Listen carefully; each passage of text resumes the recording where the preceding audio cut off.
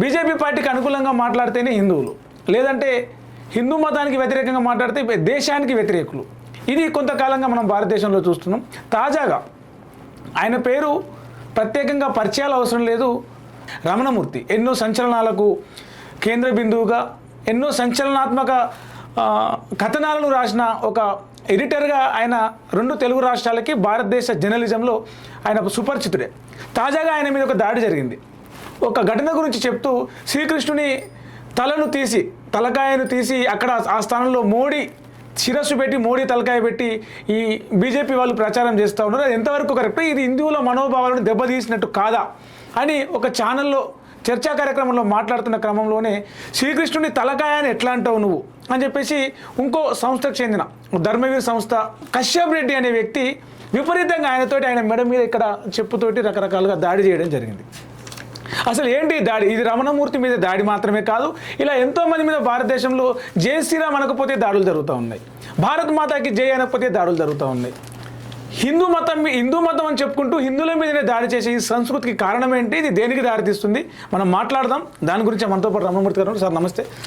ఏంటి ఈ దాడి, మీ మీద దాడి, మీ ఇన్నేళ్ల కెరీర్లో, మీ ఉద్యమంలో, మీ ప్రయాణంలో ఎన్నో బెదిరింపు కాల్స్ ఉండొచ్చు, ఎన్నో థ్రెట్స్ రావచ్చు, ఎన్నోసార్లు మీకు నేరుగా వార్నింగ్లు ఇచ్చిన సందర్భాలు ఉండొచ్చు, కానీ దాడి జరగడం ఇదే మొదటిసారి అనుకుంటా.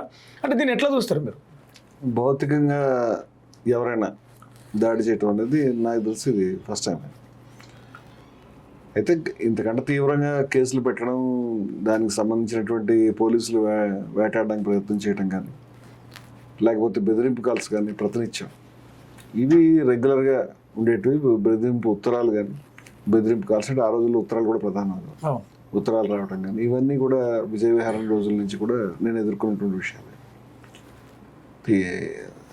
ఫిజికల్గా నేను అందుబాటులోకి రావడానికి అక్కడ ఛానల్లో కూర్చొని ఉండడం, ఈ పక్కన మాట్లాడుకోవటం వల్ల అక్కడ అతనికి సాధ్యమే.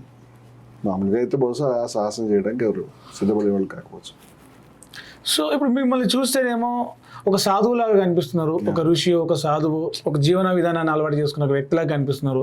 చక్కగా భుజం మీద కాషాయ కండ వేసుకున్నారు, స్వస్తిక్ బ్యాడ్జ్ ఒకటి మీ ఎద మీద పెట్టుకున్నారు, ఛాతి మీద పెట్టుకున్నారు.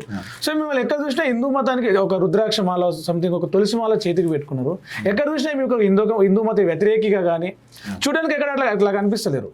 సో మరి మీరు మాట్లాడిన మాటలు అక్కడ తప్పుగా అర్థమై ఉంటాయా, లేక మీరు ఉద్దేశపూర్వకంగా అట్లా మాటలు ఎందుకు చర్చ అవుతున్నాయండి?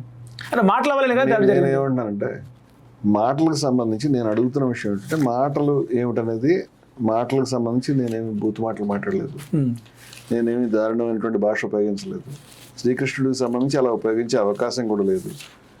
ఇప్పుడు ఈ అసలు చర్చ జరగాల్సింది ఈ ఫోటో మీద కదా.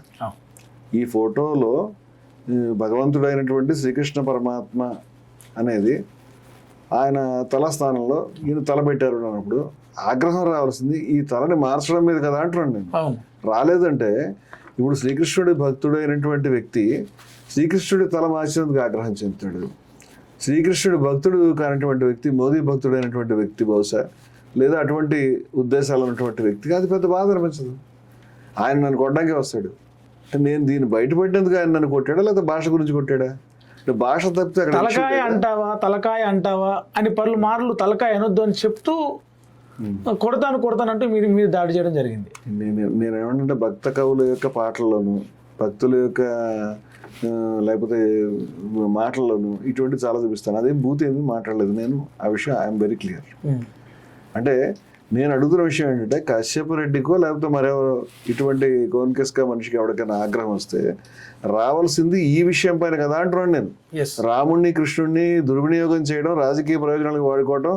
ఆంజనేయ స్వామికి సంబంధించి నేను విన్నాను, ఎవరో వానరుడు డాన్స్ చేసినట్టు. వానరుడు కాదు, ఆంజనేయ స్వామి ఇంటర్వ్యూలో మాట్లాడుతూ ఆంజనేయ స్వామికి ఆంజనేయ స్వామి వేషం వేసుకుని ఆంజనేయ స్వామి చేతిలో ఒక రాజకీయ పార్టీ జెండా పెట్టి, ఒక రాజకీయ పార్టీ అధినేత ముందు అవమానకరమైన రీతిలో డ్యాన్స్ చేయించడం అనేది కోట్ల మంది మనోభావాలను గాయపరిస్తే అదేమీ పట్టని వాడు. మీరు ఒక విషయం, రాముడిని తీసుకెళ్లి మోదీ గారు భుజాల మీద పడుకోబెట్టేట్టు కనిపిస్తే బాధ కలిగినటువంటి వాడు. ఇవన్నీ నేను చెప్పాను. అంటే బాధ కలగాలి కదా ఆయనకి. భక్తుడై రాముడు కృష్ణుడి భక్తుడైతే ఈ యొక్క రాముడికి మోడీ గారు దారి చూపిస్తున్నట్టు ఇటువంటి వ్యక్తికి దాని మీద బాధ లేనిది ఏదో ఒక మాటని పట్టుకుని దాని మీద అంత సబ్జెక్ట్ చేయడానికి నేను ఏమైనా బూతు మాట్లాడాను, నేను ఏమైనా దుర్మార్గాన్ని మాట, దానికి ఏమర్థం ఉంది? కావాలంటే శాస్త్ర పండితులు చర్చలు చేయండి దాని మీద. కానీ విషయం ఏంటంటే మాట ఒకటైనా విషయం ఎక్కడ పోయిందని అడుగుతున్నాను. విషయం ఎక్కడ పోయింది? ఈ విషయాల మీద చర్చ చేసే వాళ్ళకి ఇది సంబంధమే, వీళ్ళకి అభ్యంతరమే లేదు. రాముడిని ఎట్లా మిస్యూజ్ చేసినా, రాముడికి అవమానపరిచే రీతిలో బొమ్మలు ప్రదర్శించినా, రాముడిని తీసుకెళ్లి ఫ్లెక్సీల్లో పెట్టుకుని ఎన్నికల ప్రచారాలకి వాడుకునేటువంటి ప్రయత్నాలు చేస్తున్నా వాళ్ళకి ఎటువంటి అభ్యంతరం కనిపించట్లేదు. వాళ్ళకున్న అభ్యంతరం వల్ల కూడా వాళ్ళ ప్రయోజనాలు బయటపెట్టే మనిషి మీద దొంగతనం జరిగింది, హత్యలు జరిగినాయి, ఇవన్నీ చెప్పానండి. అవన్నీ కూడా అక్కడ ఫుటేజ్లో ఉన్నాయి. అయోధ్య రామాలయ పూజారి హత్య జరిగింది. అయోధ్యకు సంబంధించినటువంటి ప్రధానమైనటువంటి పార్టీ నిర్మోహి అఖాడాకి సంబంధించినటువంటి రామచంద్రదాస్ గారు, మహంత రామచంద్రదాస్ గారు, వారు 1400 కోట్ల దొంగతనం జరిగింది, కుంభకోణం జరిగింది అని 2017లో చెప్పినాడు. ఈ మనిషి కోట్ల రూపాయల రామాలయ పూజారి చెప్పినాడు, వేచిపి వాళ్ళు గుడికి రావట్లేదని చెప్పినాడు. ఇటువంటి విషయాలు చెప్తే ఆ బాధ తట్టుకోలేక ఖచ్చితంగా ఆయన కొడతాడు. అది కాకపోతే ఇంకో శబ్దం ఏదైనా, ఏంటి నువ్వు ఇట్లా అనుకున్నావు, లేకపోతే నీ బటన్ ఎందుకు ఇలా ఉంది, దీనికి ఈ విధమైన బార్డర్ ఎందుకు ఉందని కూడా కొట్టగలుగుతాడు. అంటే కారణం జెన్యూన్ గా అనిపిస్తుంది.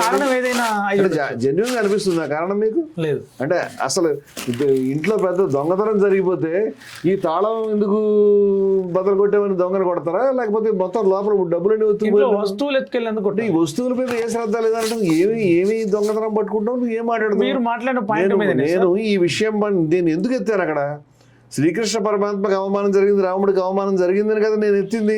ఈ పాయింట్ మీదనే ఇప్పుడు మీరు మాట్లాడుతున్న పాయింట్ మీద నేను కొన్ని సోషల్ మీడియాలో కొన్ని ట్రోలింగ్స్, కొన్ని పోస్టులు, కొంత చర్చ గమనించాను. ఏమని ఉంది అంటే, మా మతం, మా దేవుడు, రాముడు మావాడు, హనుమంతుడు మావాడు, కృష్ణుడు మావాడు, మాకు చాలా జరుగుతాయి, మా సమస్యలు మేమే పరిష్కరించుకుంటాం. హిందూ వ్యతిరేకులు, ఇతర మతస్థులు, ఇతర దేశాల నుంచి ఫండింగ్ పొందుతూ హిందూ మతం మీద విషయం చిమ్మే వాళ్ళు, దీని మీద మాట్లాడాల్సిన అవసరం ఏముంది అని కొంతమంది సోషల్ మీడియాలో. ప్రభుత్వాల మీవే కాబట్టి మేము ఇతర దేశాల నుంచి ఏం ఫండింగ్ తీసుకున్నాం కావాలంటే మీరు ప్రూవ్ చేసుకోండి, అది వేరే సబ్జెక్టు. అటువంటివి నేను చేసిన ఏం కాదు. మీరు కాదు, ఎస్పెషల్ గా మీరు కాదు, మాట్లాడుతున్న వాళ్ళందరి గురించి సబ్జెక్ట్ నాకు సంబంధించి జరుగుతుంది కదా. నేను ఇతర మతస్థుడిని కాను. నేను హిందూస్ ఫర్ ప్లూరాలిటీ ఇక్కడ పెట్టుకున్న స్వస్తిక నచ్చి కాదు, ఇది మా జెండా. Hindus for plurality and equality చిన్న సంస్థ కాదు. ఈ సంస్థ 11.5 లక్షల హిందువుల యొక్క భక్తుల యొక్క 11.5 లక్షల సంతకాలు సేకరించి టీటీడీకి అందించినటువంటిది. ఏ విధంగా చేశాము, ఏ విధంగా రథయాత్రలు జరిగినాయి, అవన్నీ వీడియోలు మీకు లభ్యం అవుతాయి. It is open. అలాగే హిందూ సమ్మేళనాలు కండక్ట్ చేశాము. ఆ హిందూ సమ్మేళనాలకి వీళ్ళు కాదు, 40-50 మంది సాధువులు మాట్లాడారు ఒకరోజు. అన్ని అనేక సాంప్రదాయంలో, అచల సాంప్రదాయంలో 2 సంవత్సరాలుగా సనాతన కాహాళ పేరు మీద ప్రసంగాలు జరుగుతున్నాయి ప్రతి నెల ఒక మహాప్రముఖులతో. వాళ్ళందరూ పెద్దలు, జిఆర్ స్వామి లాంటి పెద్దల దగ్గర అక్కడ సభలు కండక్ట్ చేసినటువంటి వ్యక్తులు. నేనేమి ఇవాళ నిన్న పుట్టుకొచ్చినటువంటి మనిషినేమి కాదు. ఆ పనులన్నీ చేసినటువంటి రికార్డు మాకు తప్పితే ఇంకెవరికి లేదు. కాశీనారాయణ క్షేత్రం కూలిపోయినప్పుడు కడప జిల్లా కలెక్టరేట్ని ముట్టడించిన వాళ్ళం, అనేక ఆలయాలకు సంబంధించినటువంటి ఉద్యమాలు చేసినటువంటి వాళ్ళం. ఇది మా జెండా, నేను పెట్టుకున్నాను, నేను మాట్లాడుతున్నాను, నేనేమి వేషం వేసుకుని రాలేదు. ఈయనప్పుడు నాకు హిందూ సర్టిఫికెట్ ఇవ్వడానికి ఈయన సర్టిఫికెట్లు తీసుకోవాలి మేము. అసలు హిందూ అంటే ఎవరండి? మీ దృష్టిలో హిందూ మతానికి సంబంధించినటువంటి అత్యంత గొప్ప విలువలు ఏవైతే ఉన్నాయో మన సారస్వతంలో, ఆధ్యాత్మిక సారస్వతంలో, మన వేదంలో, మన ఉపనిషత్తుల్లో ఏ గొప్ప విలువలు అందుకోమని హిందూ మతం చెప్తుందో అటువంటి విలువల్ని, అవి ద్వేషరాహిత్యం కావచ్చు, సమానత్వం కావచ్చు, నిర్మోహత్వం కావచ్చు, కరుణ కావచ్చు, ఇలాంటి అనేకమైనటువంటి గొప్ప విలువల్ని పాటించడానికి ప్రయత్నం చేసేటువంటి హిందూ అవుతాడు. ఆ విలువలకు నిబద్ధమైన వాడు హిందూ అవుతాడు. హిందూ సనాతన ధర్మం 2 వేరువేరా? హిందూ సనాతన ధర్మం 2 ఒకటే. పేరు వేరే తప్పితే సనాతన ధర్మం అనేటువంటిది ఒక పేరు, హిందూ ధర్మం ఏది పేరు పెట్టుకున్నా ఒకటే పేరు. దాని హిందూ మతం జోలికొస్తే, హిందూ మతాన్ని అవమానిస్తే, సనాతన ధర్మాన్ని తక్కువ చేసి మాట్లాడితే మేము ఆంజనేయులం అయిపోతాం, మేము భీములం అయిపోతాం, మేము రాములం అయిపోతాం, బాణాలతో, గదలతో, కత్తులతో, కటార్లతో దాడులు చేస్తామని చెప్పి వాళ్ళ ఆంజనేయుడు రాజకీయ పార్టీ ముందు కూర్చుని జెండా పట్టుకుని ఎగిరేటువంటి ఆంజనేయుడు. మా ఆంజనేయుడు మొత్తం లోకంలో ఎవరికి ఏ కష్టం వచ్చినా ఆయన తన వరదహస్తంతో కాపాడగలిగినటువంటి ఆంజనేయుడు. మీరు మొట్టమొదట హిందూ ధర్మంలోకి రండి లోపలికి. ఫస్ట్ మీరు హిందూ ధర్మం బయట ఉన్నారు. అటువంటి వ్యక్తులు ద్వేషాన్ని నూరిపోసేవాళ్ళు, తర్వాత ఇటువంటి బొమ్మలు పెట్టేటువంటి వాళ్ళు. మీరు ఉన్నటువంటిది మోదీ మతంలో ఉన్నారా, ఆర్ఎస్ఎస్ మతంలో ఉన్నారా, మరి బీజేపీ మతంలో ఉన్నారా, సంఘ పరివార మతంలో ఉన్నారా? హిందూ మతంలో అయితే లేరు మీరు. హిందూ మతం లేరు. పెద్ద పెద్ద బొట్లు పెట్టుకుంటారు, రామ జన్మభూమి అంటారు, రథయాత్రలు చేస్తారు, శ్రీరామనవమికి పెద్ద పెద్ద ఉత్సవాలు చేస్తారు, హనుమాన్ జయంతికి పెద్ద పెద్ద ర్యాలీలు చేస్తారు, పెద్ద పెద్ద కాషాయ జెండాలు పట్టుకొని జై శ్రీరామ్ అంటూ వీధుల మొత్తం కాషాయమయం చేస్తారు. అది భక్తి కాదా? సీతాదేవిని అపహరించడానికి రావణాసుడు కూడా బొట్లు పెట్టుకుని వెళ్ళాడండి. అంత మాత్రం ఆయన గొప్పవాడు కాదు, బొట్లు పెట్టుకున్నంత మాత్రం గొప్పవాడు కాదు. ఆయన సీతాదేవి మీద అపహరించడం అనేటువంటి ఉద్దేశంతో బొట్లు పెట్టుకుని వెళ్ళాడు, ఆ దుర్మార్గాన్ని దృష్టిలో పెట్టుకుని. నేను అంటలేదు, ఇటువంటి ద్వేషాన్ని ప్రచారం చేయదలుచుకున్నటువంటి వాళ్ళు బొట్లు పెట్టుకున్నా, వాళ్ళు ఏం చేసినా ఈ ద్వేషాన్ని మాట్లాడేటువంటి వాళ్ళు, దుర్మార్గాన్ని మాట్లాడేటువంటి వాళ్ళు. ఆ గుజరాత్లో అమ్మాయి బిల్కిస్ని మాస్ రేప్ చేసిన తర్వాత బయటకు వచ్చిన తర్వాత వాళ్ళకి బొట్లే పెట్టారండి. మాస్ రేప్ చేసి పసిపిల్లల్ని బండకేసి కొట్టి చంపి ఆమెను మాస్ రేప్ చేశారని శిక్షలు పడినటువంటి వాళ్ళు. అటువంటి వాళ్ళకి జై శ్రీరామని స్వాగతాలు హారతులు ఇచ్చినటువంటి వాళ్ళు ఇప్పుడు ఈ బొట్లకి ఏం విలువ ఉంచారు మీరు అని అడుగుతున్నాను నేను. మీరు అధికారంలోకి రావడానికి గురించి, డబ్బులు సంపాదించుకోవడం గురించి, కబ్జాలు పెట్టుకోవడం గురించి మీరు బొట్లు పెట్టుకుని మీరు పెట్టుకున్నంత మాత్రాన్ని మీరు మతస్థులు ఎందుకు అవుతారండి? మతస్థులు అవుతారా? స్వామి వివేకానందుడు బొట్టు ఎప్పుడు పెట్టుకున్నాడు? ఏం పెట్టుకోలేదు. అంత మాత్రం హిందూ కాకుండా పోతాడా? నేను 1000 మంది బొమ్మలు చూపించగలుగుతాను, వాళ్ళంతా హిందువులు కాకుండా పోతారా? రమణ మహర్షి బొమ్మ చూపిస్తాను. ప్రధాని మోదీ కూడా ఏం బొట్లు పెట్టుకోవడం రోజును. బొట్లు పెట్టుకోవడం ఏం ప్రమాణం అవుతుంది? విలువలు పాటించడం ప్రమాణం అవుతుంది. విలువలు లేవు. నువ్వు విద్వేషాన్ని ప్రచారం చేస్తున్నావు, కొట్టాలను ప్రచారం చేస్తున్నావు. నీ ముందు ఈ దుర్మార్గం జరిగిందని చెప్తే నన్ను కొట్టావు. ఎందుకంటే ఈ దుర్మార్గం తెలియడం ఇష్టం లేదు. రామ మందిరం లేదు, రామ మందిరం లేక అన్ని రోజులు రామ్లల్లా బాలరాముడు బయట ఉన్నాడు. రామ మందిరం కట్టిన తర్వాత రాముని విగ్రహాన్ని తీసుకుపోయి ఆ రామ మందిరంలో, అయోధ్య రామ మందిరంలో ప్రతిష్ఠించిన ఆ ఘనత మోడీకే దక్కింది. కాబట్టి రాముని రామ మందిరంలో తీసుకుపోతున్నట్టుగా మేము ఇమేజ్ క్రియేట్ చేస్తున్నామని చెప్పేసి తెలిసి అడుగుతానండి. ఇది అహంకారానికి పరాకాష్ట ఇమేజ్ తయారు చేసినటువంటి వ్యక్తి మీద కేసు రన్ చేయాలని నా ఉద్దేశం. ఎందుకంటే ఇది అహంకారానికి పరాకాష్ట. రామునికి దారి చూపించేంత స్థాయి మోదీ కాదు, ప్రపంచంలో ఎవరికి లేదు. నేనేమంటున్నానంటే ఇప్పుడు మీరు చెప్తున్న మాటలే. ఆయన గుడి కట్టాడు మోదీ గారు గుడి కట్టారండి. ఆయన ప్రధానమంత్రి ఉన్న ఆధ్వర్యంలో బీజేపీ పార్టీ అధికారంలో ఉన్నప్పుడు రామ మందిరం ఎలా కట్టారు మీరు చెప్పాలి. అది కోర్టు తీర్పు ద్వారా కట్టారు. కోర్టు తీర్పు వల్ల 2019లో కోర్టు ఇచ్చినటువంటి తీర్పు వల్ల ఆ స్థలము అది రామజన్మభూమి తీర్థక్షేత్ర ట్రస్ట్ ఏర్పాటు చేయమని కోర్టు మోదీ గారికి ఆదేశాలు ఇస్తే ఆ పని చేశారు. ఇప్పుడు క్రెడిట్ కోర్టుకి ఇవ్వాలా, మోదీ గారికి ఇవ్వాలా? నేను అడుగుతున్నాను, కోర్టు తీర్పు మోదీ గారు ఇప్పించారా? అలాగే లేదు. చెప్పమానండి. కోర్టు తీర్పు ఇప్పిస్తే అప్పుడు మోదీ గారి వల్ల నేను కూడా చెప్తాను. కోర్టు తీర్పు వల్ల అది సాధ్యమైంది. కోర్టు తీర్పులో కక్షిదారులుగా ఉన్నటువంటి వాళ్ళు నిర్మోహి అఖాడాను, మరొకళ్ళు కక్షిదారులుగా ఉన్నారు. వీళ్ళు ఎవరు లేరు. మోదీ గారు దాంట్లో పార్టీ కాదు. నేనంటే క్రెడిట్ మీకెందుకు ఇస్తామని అడుగుతాను. నాకు తెలియక అడుగుతాను ఈ విషయం. అంటే నిర్మోహి అఖాడా అనేటువంటి ఒక సంస్థ ఉన్నది, ఆ వాళ్ళు దాని మీద ఉద్యమం చేశారు. ఇదంతా దాచిపెడతారంటే ఎలాగా? నిర్మోహి అఖాడా మీరు దొంగతనం చేశారు 1400 కోట్లు అని చెప్పింది, దాన్ని దాచిపెడితే ఎలాగా? మోదీ గారు అక్కడ ప్రాణ ప్రతిష్ఠ చేయడానికి వెళ్లే ముందు కానీ, మొట్టమొదటి పునాది రాయి వెళ్ళడానికి వెళ్లే ముందు కూడా మీరు చేయకండి, మీరు రాజకీయాలు చేస్తారని చెప్పారు. దాన్ని దాచిపెడితే ఎలాగా? శంకరాచార్యులు మోదీ గారిని ఆ ఆలయం ఓపెన్ చేస్తా ఉంటే ఓపెన్ చేయకండి, రాజకీయాలకు వాడకండి దయవుంచి మతాన్ని. రెండోది ఆలయం పూర్తి కాలేదు. ఆలయం పూర్తి కాకపోతే నేను ఆగలేదు, ఎందుకంటే ఎన్నికలు వచ్చాయి కదా. మీరు చెప్పినట్టు ఇందాక ప్రజలందరి దృష్టిలో మోదీ గారు ఆలయం కట్టారు, రాముడికే దారి చూపించారని ఫిక్స్ అవ్వాలని ప్రయత్నంతో ఈ పనులు చేశారు. వాస్తవం ఏంటంటే ఆలయాన్ని పూర్తి చేసి, నిర్మాణాన్ని పూర్తి చేసి ఎవరైనా ధార్మిక అధికారులు, ఎవరైనా పెద్దలు, మతాధికారులు, మత పెద్దలు, వాళ్ళు ఎవరైతే ఇప్పటిదాకా విలువలు కలిగినటువంటి జీవితం వాళ్ళు చేస్తుంటే బాగుండేదండి. ఇప్పుడు బీజేపీ అధికారంలో లేకపోయి ఉంటే, కోర్టు నుంచి ఆ తీర్పు వచ్చి ఉంటే రామ మందిరం పూర్తయ్యేదంటారా? ఎందుకు కాదండి, కోర్టు అదే తీర్పు ఇచ్చేది, దానికి సంబంధించి ట్రస్ట్ ఏర్పాటు చేయమని చెప్పేది, ఆ ట్రస్ట్ ఏర్పాటు అక్కడున్న ప్రభుత్వం ఏదో అది చేసేది, ఆ ట్రస్ట్ ఆ నిర్మాణం జరిగేది. దాంట్లో బీజేపీకి ఏం పాత్ర ఉంది? నేను అడుగుతున్నాను తెలుసుకుందామని. ఏం పాత్ర ఉంది అంటే కోర్టు తీర్పు ద్వారా ఇది జరిగింది. వీళ్ళు చేసినటువంటి బాబ్రీ మసీద్ డిమాలిషన్ కోర్టు తిట్టింది ఆ 2019 తీర్పులోనే. It is egregious violation of law అని చెప్పారు. మీరు చేసింది చాలా ఘోరమైన చట్ట ఉల్లంఘన, చాలా దుర్మార్గం చేశారని చెప్పారు. దానికి క్రెడిట్ తీసుకుంటారంటే తీసుకోండి. నేనేమన్నానంటే దొంగతనానికి క్రెడిట్ తీసుకుంటున్నారా? ఆ రోజు నుంచి ఇవాళ దాకా విహెచ్పి అనే సంస్థ కక్షిదారు కాదు. విహెచ్పి అనేటువంటి సంస్థ నిధులు దుర్వినియోగం చేస్తోంది అని అయోధ్య రామాలయ పూజారి ఆరోపించాడు. ఆయన హిందూ కదా, రామాలయ పూజారి, వీరి పేరు బాబా లాల్ దాస్ గారు. వీరు అయోధ్య రామాలయ పూజారి 1980లో వారిని కోర్టు స్వయంగా నియమించింది. 10 సంవత్సరాలు ఉన్నాడు ఆ పదవిలో. ఆయన మొట్టమొదటి వీళ్ళు దాంట్లోకి వేలు పెట్టి ఎంటర్ అవుతుంటే మీరు ఎంటర్ కాకండి, దయ ఉంచి దీంట్లో రాజకీయాలు తీసుకురాకండి, రాజకీయాలు తీసుకురావడం వల్ల ఉపయోగం లేదు, ఇది ధర్మానికి సంబంధించినటువంటి విషయము, దీన్ని ఇక్కడ స్థానికంగా మేము పరిష్కారం చేసుకోగలిగిన విషయం, అద్భుతమైన భవ్యమైన రామ మందిరం నిర్మాణం అవుతుంది. అసలు కోర్టు తీర్పుకు ముందే భవ్యమైన రామ మందిరం నిర్మాణం చేయడానికి శంకరాచార్యులు ప్రయత్నాలు చేశారు, వీళ్ళు అడ్డం కొట్టారు. కోర్టు తీర్పుకు ముందు బాబా జ్ఞానదాస్ గారు, ఆయన మహంత్, హనుమాన్ గడికి మహంత్ అయినటువంటి బాబా జ్ఞానదాస్ గారు ముస్లింలతో మాట్లాడి ఒక రాజీ కుదిర్చి ఒక నిర్మాణానికి ప్రయత్నం చేశారు. దాన్ని వీళ్ళు అడ్డుకున్నారు, వాళ్ళంతా మొత్తుకున్నారు ఆ విషయం మీద. అంటే కోర్టు తీర్పుకు ముందే దీన్ని చక్కగా పరిష్కారం చేసి ఆ విధమైనటువంటి దారి చూపిద్దాం అని ఆలోచించినటువంటి వాళ్ళకి వీళ్ళ నుంచి ఎటువంటి సహకారం రాలేదు. చివరికి కోర్టు తీర్పు వచ్చింది కాబట్టి, కోర్టు తీర్పు ఏం చేసింది? కోర్టు తీర్పు ఇద్దరికి న్యాయం చేసింది. ముస్లింలకు 5 ఎకరాల భూమి ఇచ్చి మసీదు కట్టుకోమని చెప్పింది, తెలుసా మీకు? ముస్లింలకు 5 ఎకరాల భూమి ఇచ్చింది, పక్కన వాళ్ళకి కొంచెం దూరంగా ఇచ్చారు. ముస్లింలు కూడా రేపు పొద్దున మసీదు కట్టుకుంటారు, దాని క్రెడిట్ ఎవరికి? మోదీకి ఇవ్వాలా?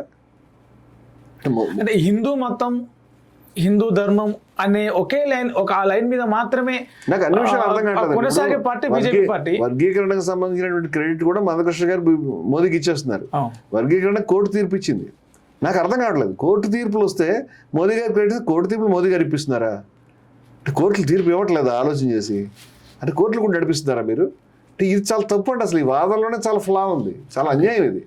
కానీ స్వయంగా ట్రస్ట్ నియమించినటువంటి వ్యక్తి మోదీ గారు, ఎంపిక చేసి తన మనుషుల్ని దాంట్లో పెట్టుకుని మోదీ గారు ఎంపిక చేసిన వ్యక్తులే. చంపత్రాయ్ మోదీ ఎంపిక చేసిన వ్యక్తి.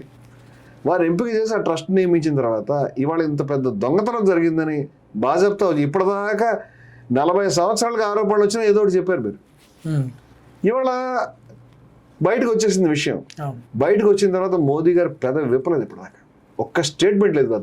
70 కోట్లు రికవరీ అయ్యాయని చెప్పేసి ఒక 7గురునో 8 మందినో అదుపులోకి తీసుకొని 70 కోట్లు రికవర్ అయినట్టుగా ఏమీ లేదండి. నిన్న పేపర్ ప్రకటన 70 లక్షలని నేను చదివాను, 70 కోట్లు అంటున్నారు. 70 కోట్ల అవినీతి జరిగింది. నేనేమంటానంటే అసలు ఈ తీర్థక్షేత్ర ట్రస్ట్ పెట్టకముందు, ఇవన్నీ జరగకముందు అయోధ్య రామాలయ పూజారి వారు స్వయంగా చెప్పారు. ఏమని చెప్పారంటే, ఇక్కడ నిధుల కుంభకోణం జరుగుతోంది, అధికారానికి సంబంధించి రాజకీయ నాయకులు. రామాలయ ప్రధాన పూజారి బాబా లాల్ దాస్ గారు వీరు చెప్పారు. వీరు చెప్పినప్పుడు వివరాలు కూడా చెప్పారు. జర్మనీ నుంచి 2 కోట్ల రూపాయలు వచ్చినాయి, బ్యాంకులో చెక్ చేయండి చెప్పారు, బ్యాంకు మీద విచారణ చేయండి అని చెప్పారు. అదేవిధంగా ఈ డబ్బుల్ని ఎన్నికలకి వేరే ప్రయోజనాలకు ఉపయోగిస్తున్నారని స్పష్టంగా ఆయన ఆరోపణ చేశారు.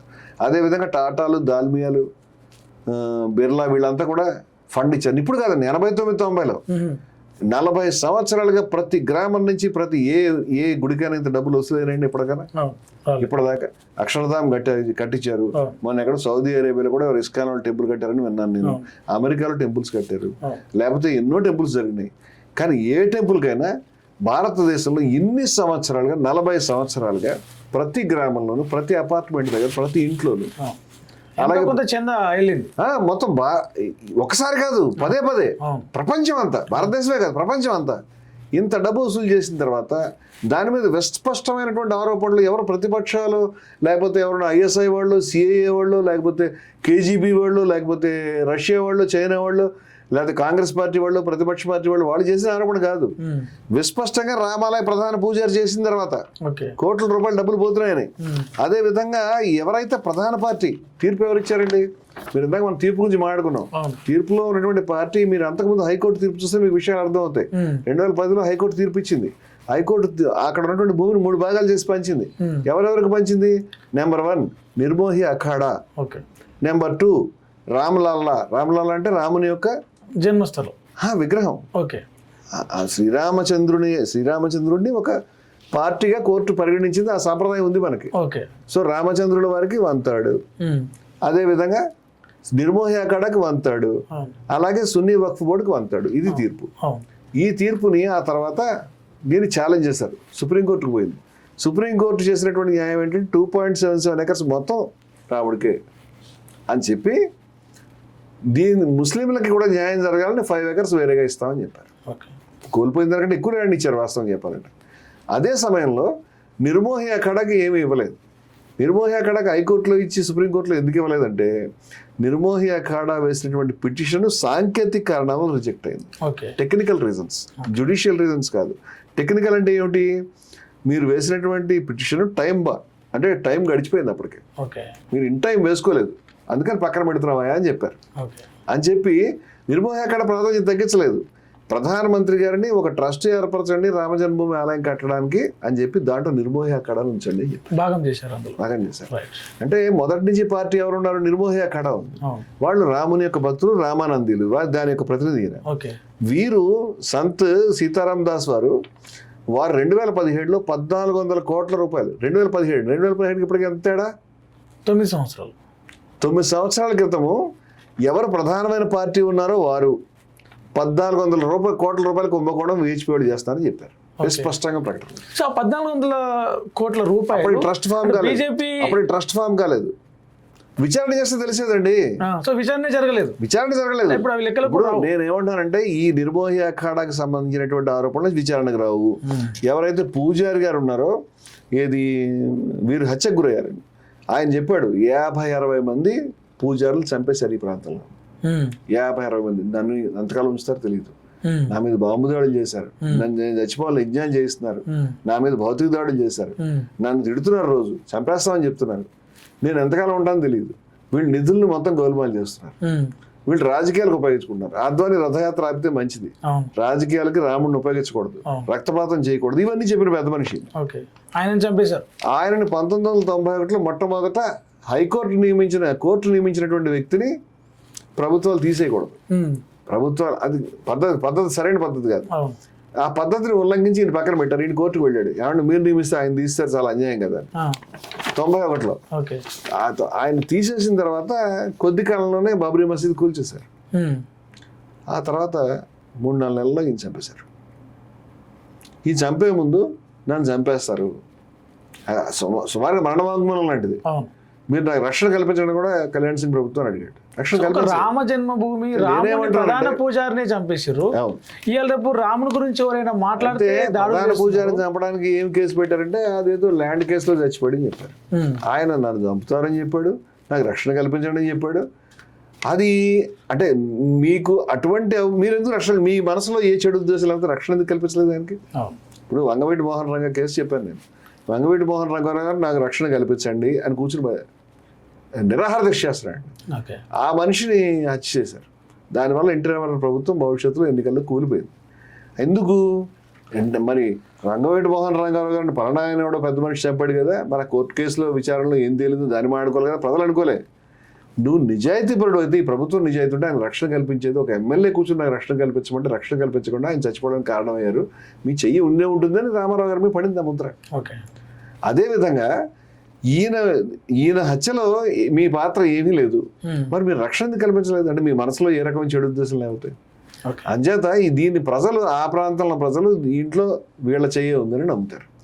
నేనేమంటానంటే ఆయన చనిపోయే ముందు చెప్పిన విషయం నిధుల గోల్మాల్ కుంభకోణం 89-90. అదే విధంగా వీరు చెప్పినటువంటి విషయం, నిర్మోహి అఖాడాలో చెప్పినటువంటి విషయం 1400 కోట్లు, అది కూడా రామజన్మభూమికి సంబంధించిన నిధుల కుంభకోణం. అదేవిధంగా ఇంకా మధ్యలో కూడా చాలా